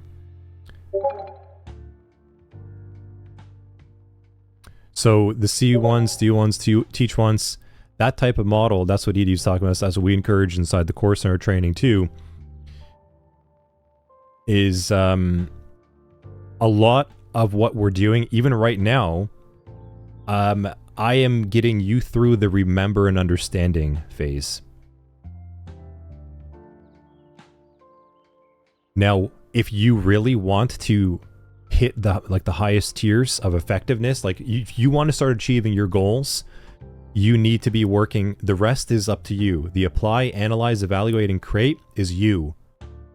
I can't do that for you. No one can. There's no podcast. There's no Messer playlist. There's no video. There's no Instagram post. There's no LinkedIn post. There's no YouTube short. There's nothing in the world other than you having to get yourself there. Yes, projects. So the longer you stay taking knowledge in, you're just stuck in remembering and understanding. And that doesn't produce results. That makes you sound like you know what you're talking about. And if that's what you want, great. And if that's enough for you, good. But if you actually want to produce results, you need to do the rest. You have to go through apply and create. And create is the highest tier.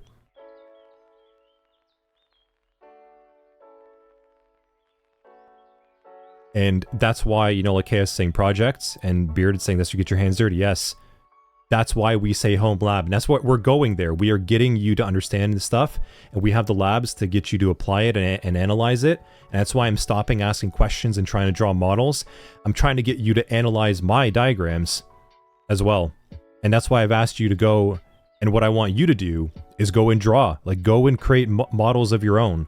And try to map this stuff out.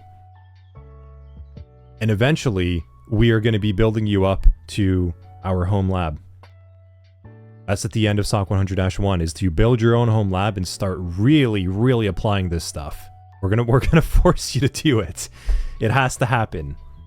That is a non-negotiable. Okay. Yeah, thanks, Cass. Yeah, hit up the lab resources in our Discord. We'd be happy to help. Please do not get stuck in tutorial land. It feels good. It feels good, but it doesn't actually do anything for you beyond that. Okay, so there's a couple other things that I want to talk about. And we're going to do the labs tomorrow. So today is a lot of taking in knowledge, listening, a lot of input. Take your notes, and I want you to draw stuff. But what I want you to be able to do is I want you to understand a couple more important terms that we're going to really start layering stuff on top of. One is a port. One is a protocol. Wonder if there's a decent... It's going to be iPad time, isn't it? Okay. You're going to be hearing... So we've talked a lot about... We've talked a lot about all of these networks speaking to one another. But we need to understand, like, there's a reason why. If I package up that envelope, if I package up some data to send to you, there's a reason why you can understand it. And that is called a protocol. So what we're going to do is we're going to go to the iPad. Close? Yeah, close. So what I want to do is this. There's two things we want to pay attention to.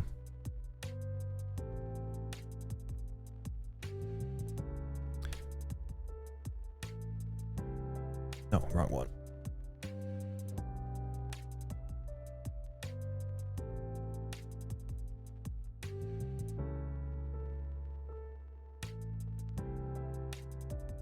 Okay.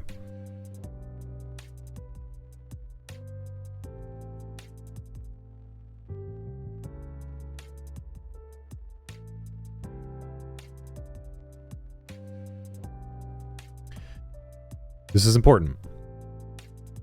Because just as how I was trying to explain before, like with the OSI model, how everything sort of works down and up, these network connections, and how we get things from crossing to one endpoint to another. The reason why that all of that data goes to the right places is because of ports and because of protocols. That is why. So when we talked about the various layers, when we talked about presentation, talked about transport, we talked about these things, packaging up that envelope to make sure that it's understandable and going to the right location. That encapsulation uses different protocols to make sure that that all makes sense, and then puts a stamp on that envelope and says, we are using this protocol, and therefore you should too, to understand what I'm saying. The port is to make sure that it's going to the right post office, the right road, the right destination, the right receiver.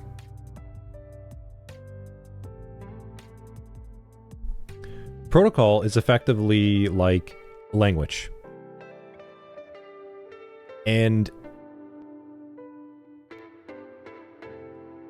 I think if we were to look at this and say,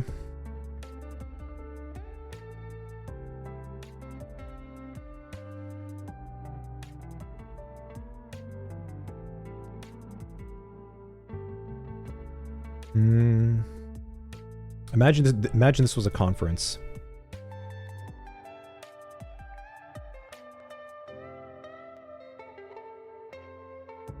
Imagine this is like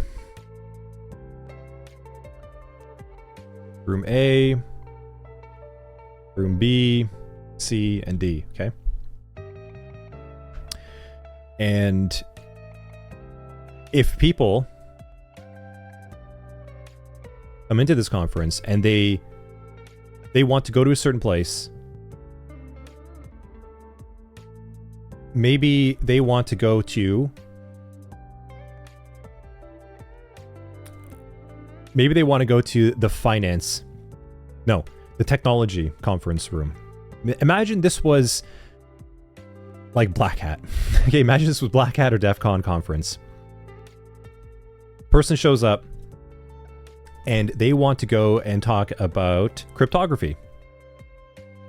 And maybe cryptography is in room A.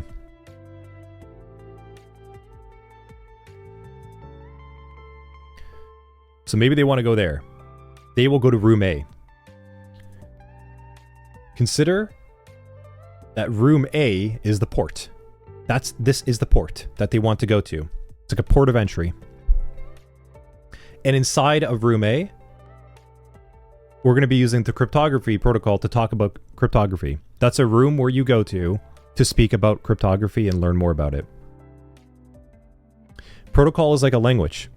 It sets the format, structure of how data should be put together in a certain way. Maybe I have a cryptography protocol that I want to talk about, but maybe over here I have finance and breaches on this conference. Maybe I have IT. Maybe I have security. Okay, these are different rooms, different protocols. We're going to speak different languages when we go there to each one. And the room itself, like room A, room B, room C, and room D, that is the port. Now, this is no different than saying something like this is 22, this is 104, this is 1337, and just for the sake of it, security is 9001 because it has to be over 9000. Those are the ports. If you want to go speak the security protocol and speak with others who are expecting to speak in security protocol, then you go to room 9001 and that is your port. Now what's happening here, like these people are coming in, this box in the middle, that's your node. That's your ISP. That's your ISP modem router.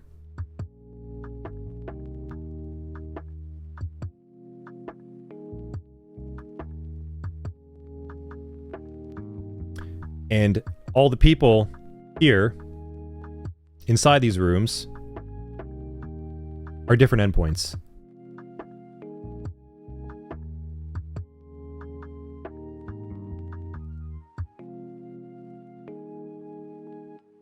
That's how this all works.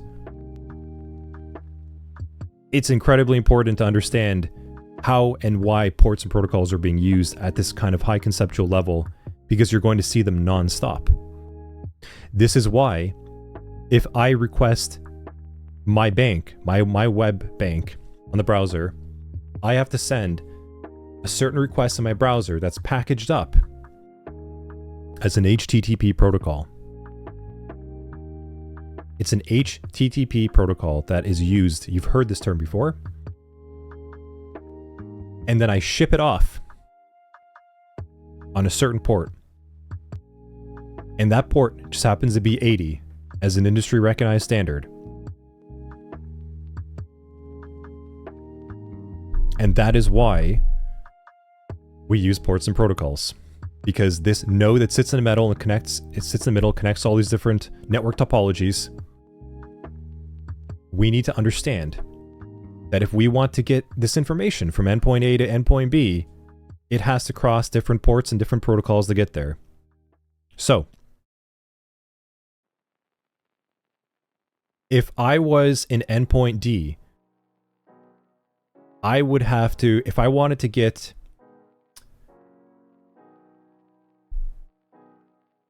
from here to here, using network topology references, I would need to use the security protocol coming out of port 9001, and then I would have to use the conference protocol to get to port 22 to get to this endpoint and talk to it.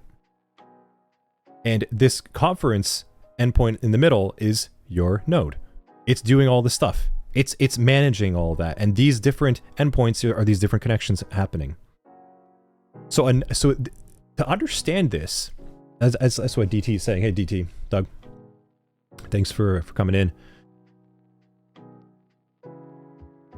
Ports and protocols are going to help us identify what is normal, and then we should expect that normalcy.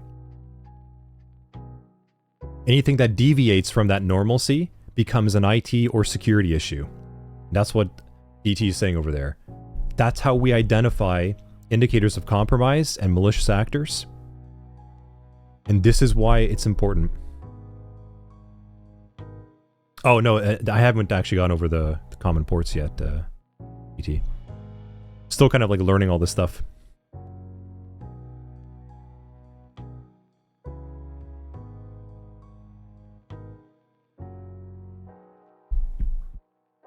But I hope that this kind of this portrayal makes more sense.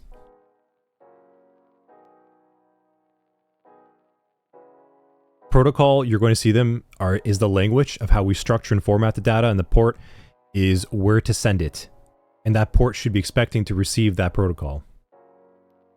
So that's an important concept to understand. Now what's happening here is another important concept.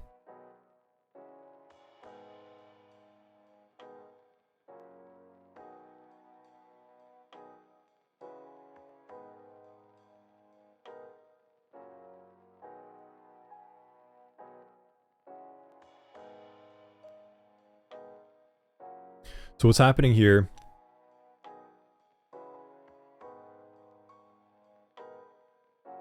oh geez, I must have like messed up the chat. Oh, I think I changed the six. You're saying some of the chat's kind of cut off over there. No, that wasn't intentional. It just looks like it got cut off. 1 second.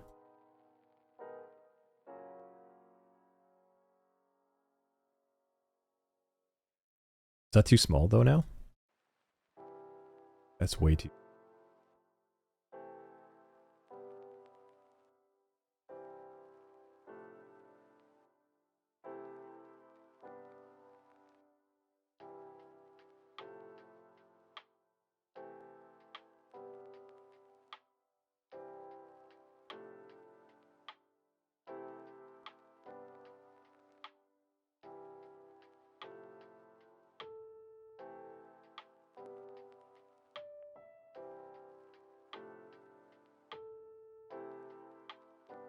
That should be better.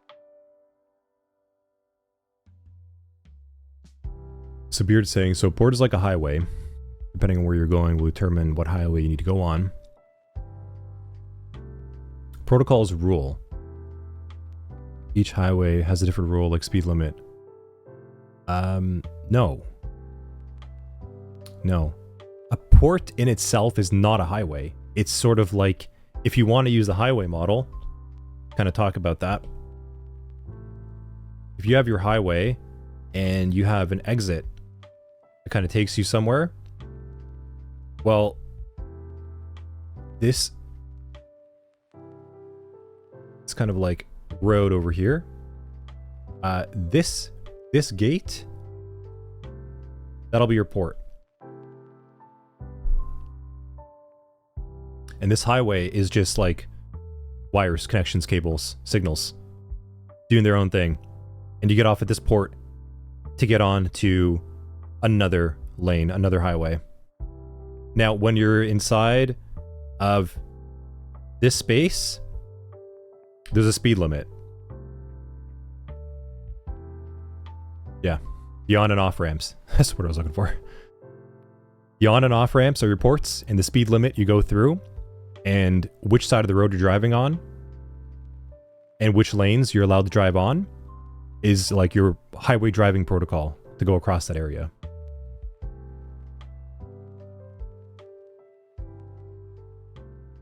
Now, everything comes down to this client-server model. This is what actually moves all of this stuff along. So we'll go back to our LAN, central node, and endpoints. And as I kind of move on, I'm going to just start referring to these things more as shapes because we don't have to be as descriptive. I'm assuming for you to pick up on what these images are, so we can expedite, so we can continue getting faster with our knowledge transfer. Central node, star network. This is a LAN. The node in this case acts as a server, and your endpoints act as a client. And the way that this works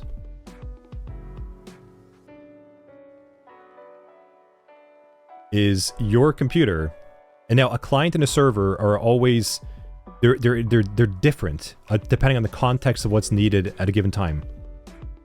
Clients make requests, so when you are requesting something, you become the client. When you are giving something back to the client based on the request, you are the server.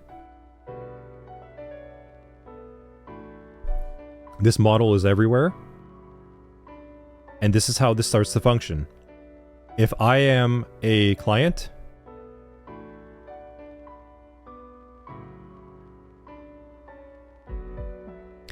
and I want to send that email. Remember, we were talking before about the letter.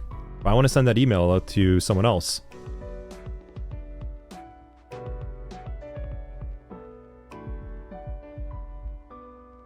and I want to get my letter over to client B, I will make a request.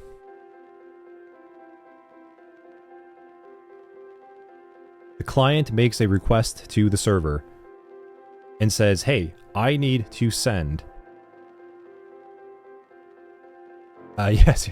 Oh, I think the song was just changing. It kind of goes back and forth. Yeah.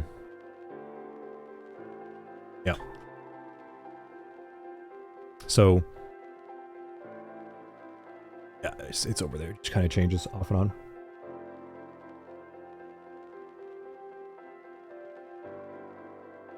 So if I'm a client, and again, I want to send this mail across. Remember we talked before about that session layer making requests to servers. Well, I want to send this request, and it just so happens to be that if I'm going to send this mail across, I need to communicate on a couple different ports. So I need to go on ports 25, and we're going to learn more about individual ports and such, but these are industry standards. In order for me to get this mail across, I have to use ports 25, 465, and 587, which are industry recognized ports for certain mail protocols to package up this information. So this email will be formatted to an email format, and it will go along these ports, and I'm going to make this request to an email server. The email server will say, okay, I know where to go, and I'll send that over to client B for you.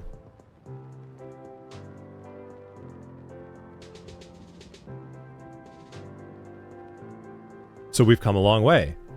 We are no longer just over here for this old drawing. We're no longer over here between this high level idea of what's actually happening.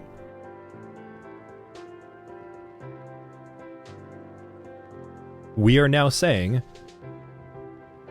that the way that that's happening along the OSI model is we are actually using ports and protocols with encapsulated data in email format to go to a server, and client A makes a request to the server, and the server responds and sends it to another client, or sometimes sends a message back. And this setup looks exactly like this.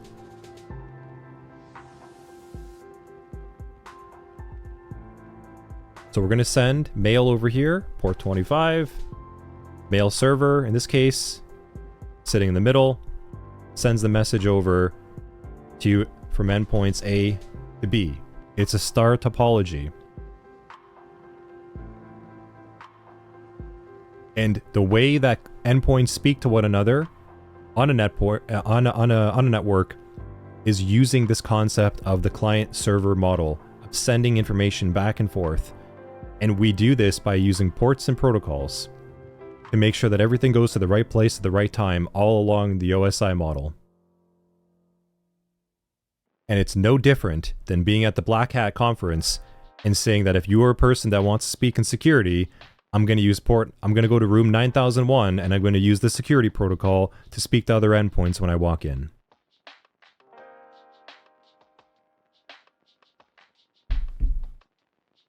Does that make sense?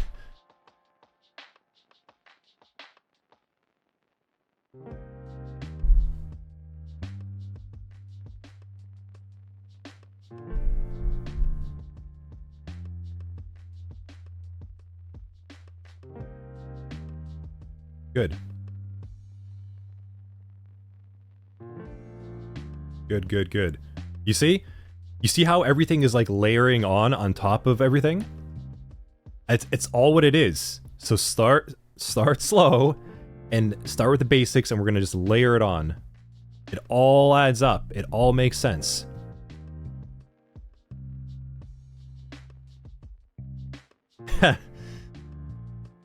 Yeah, we don't want to open up too many ports. We don't want to have too many of these rooms open. Now, problems occur because what if I sense a security protocol to port 1337? You can understand that now. You can understand why I would say that. You can understand, like, hey, wait a minute, like that's a problem. No, because the security protocol is on port 9001. Don't do that. Like, it has to go to 9001. If I send a conference attendee, if a conference attendee shows up and we have someone at the front gate and says, "Oh yeah, you're here for that whole security conference. You're speaking security protocol. I don't understand you. You should go to room 104. Yeah, I'm gonna send you to port 104, and when you get there, try speaking security." Well, you're gonna get there, and everyone's gonna be speaking finance, and they're gonna say, "Why do you need more money?" And security is gonna say, "So you don't lose it." That's how that's gonna go.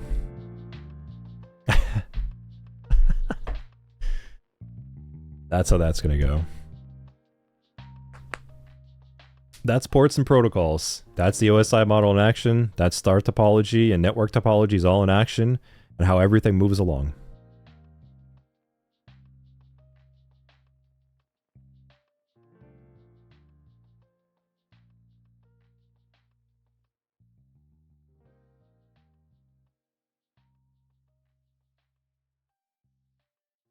Cool.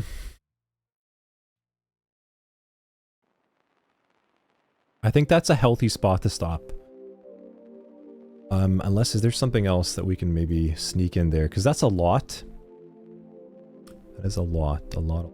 I wanted to talk about... We'll save DNS for tomorrow, and then we're going to probably... Okay, so tomorrow is what we're going to do. Tomorrow we're going to dive into DNS, and we're going to walk through a browser request, and we're going to start getting away from those high-level relationships, and we're going to start talking about exactly what it looks like. Like, we're going to go ahead and say, here's a DNS request. We're going to learn how it works and why, and how it's in relation to all these different ports and protocols in the OSI model. And we're going to walk through a web request all the way down to a server and how it renders on your screen. At that point, we've covered enough of the basics of how this stuff all works that we can then get your hands a little bit dirty, and then we can start diving into things like IP addressing.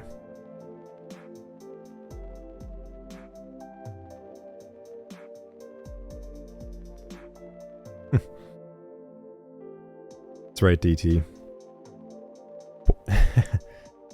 Don't ever open up port 22 to everyone.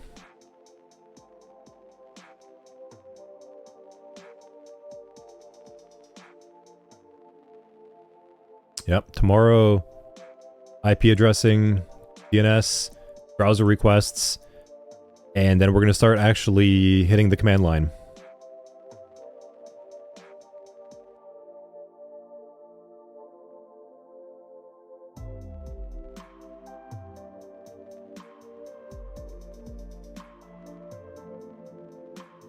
So, now at a high level, so 6, you're asking the switch question. So I'm going to challenge chat right now. Based on everything I've told you, even if you don't really know what a switch is, I want you to try and tell me why a switch... I'll kind of start you off. I want you to try and answer this question. Okay? So a switch is a node that sits over here in the middle of your star topology in the middle.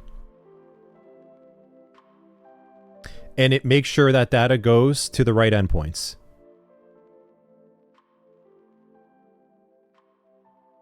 So 6, what's your question on a switch?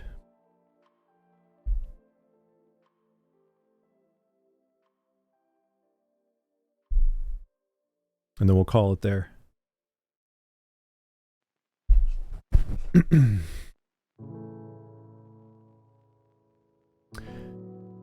Recording, Karina. Typically, I get these things out in like 2 days? 2 to 3 days tops.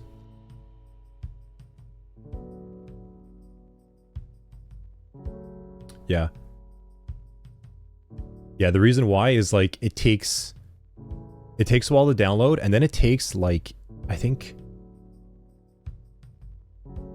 it takes like at least several hours to render after the edit, and then it takes 14 hours to upload over to YouTube. Like the processing YouTube has to do. So it actually takes quite a bit of time. It's not even that much work, it's just time that like it takes to do the stuff like the rendering and uploading. So yeah, that's why it takes like 2 to 3 days. I can't speed that up. Okay, so 6 has a question. Why does...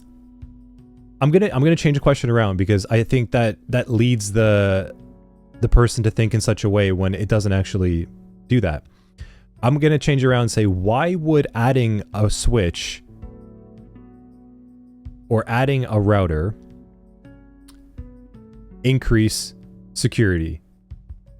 And does it increase security?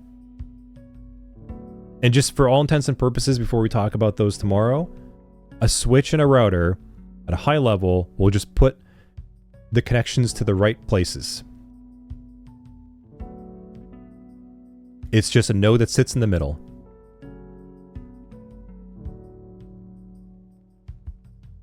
Let's take a see if how chat feels about that. Take a stab at it. I want you to think about it. What would it do if we had more nodes sitting in between different endpoints?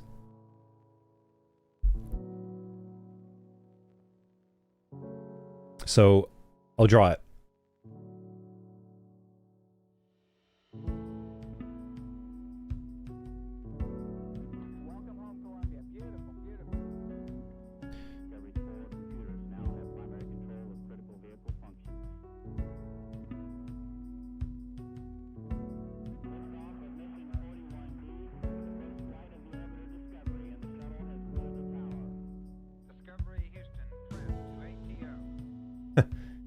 Put in the middle.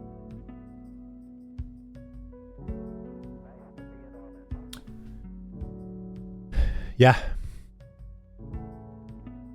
Good stuff.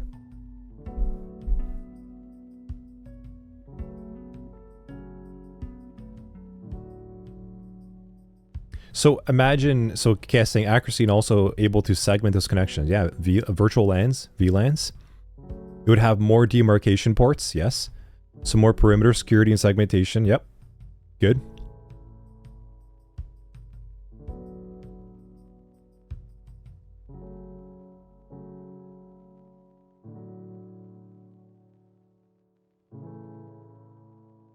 I want you to tell me, Six. I want you to look that up and I want you to tell me in the chat why that is better. We're in challenge mode now. So KS and Bearded's got some good answers to the first question. So by separating these things, and y'all can go look online, do some research real quick, do some quick Googling, go and tell me. Tell me why is a switch better or not better than a router. But yes, to this first part over here, by having multiple nodes separating different endpoints, we actually create additional LANs where we have segmentation and we have another layer of security, and we also have potentially even another layer of reliability. So if we really want to make sure that A cannot talk to D, we have a lot of extra ways by adding in security to those two different nodes to really make sure that A or D has a hard time to talk to one another. And the more we add in, the more layers, and security is effectively what they kind of call it, like an onion. But what we're looking at over here is we want lots of layers of security.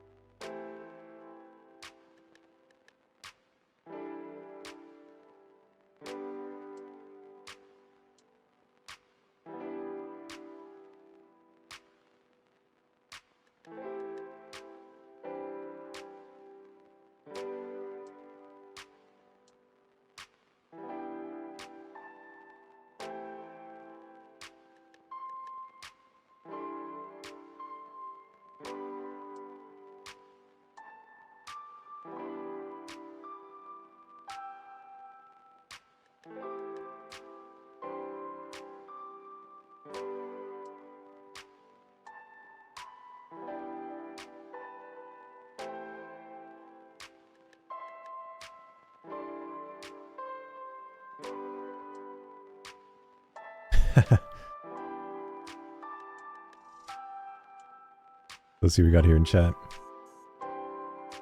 DHCP? No, it's not. They do different things. Zen, I am, Thanks, Zen. Sometimes all you need to do is just draw out security and IT. It just all makes sense. So, I appreciate that, Karina. That's actually a pretty good looking onion. I feel like cutting up some onions and making like a nice sauce. Yes, EDU. Good. That's what I'm looking for. I want that's it. I want you to be thinking about what we've talked about today. We're talking about different layers of the OSI model. If your question is why is one device better or worse than another, then I want you to start thinking about efficiency and moving up and down the OSI model of what one is supposed to do and what is the other not supposed to do.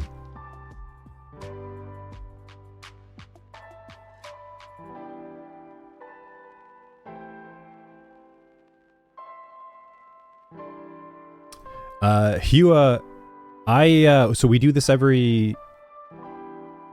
Here. For the stream over here.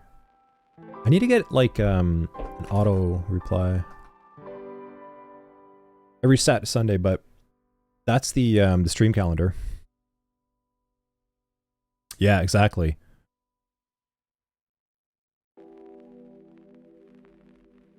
So let's see.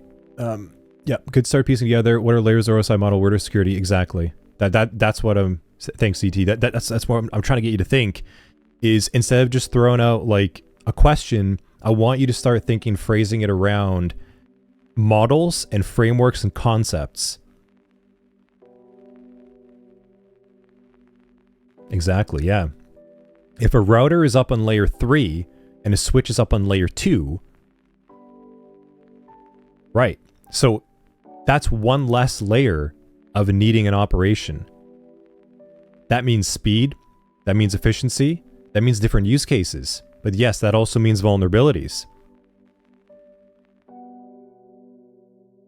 If we're using less layers for speed, because remember, think of each layer of encapsulation requires something to happen. That means time, operations, it needs someone to configure it. That creates more overhead, it creates, it's slower. But that also means more security, more layers. Good stuff. These are good answers. This is how I want you to be thinking about. Nice.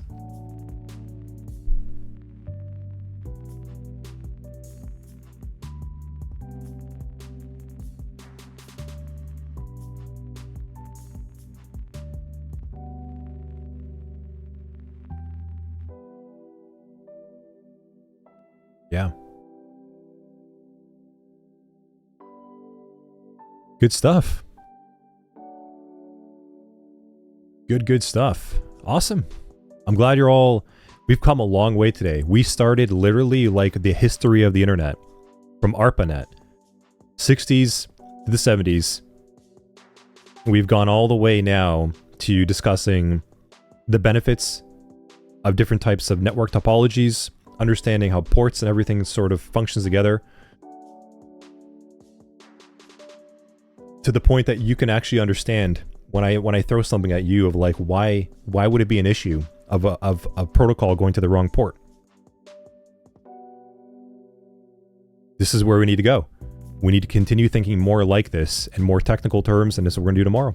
So tomorrow, DNS, IP addressing, a full browser request breakdown, and then we're gonna get on the command line and start looking at our actual IP address. Use command line utility tools. We're gonna work with APIs. We're gonna work with data. We got a lot to do.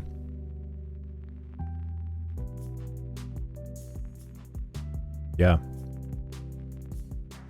Awesome. Thank you very much, everyone. It was, yeah, good class today. I agree. This is where it starts to get actually like more interesting.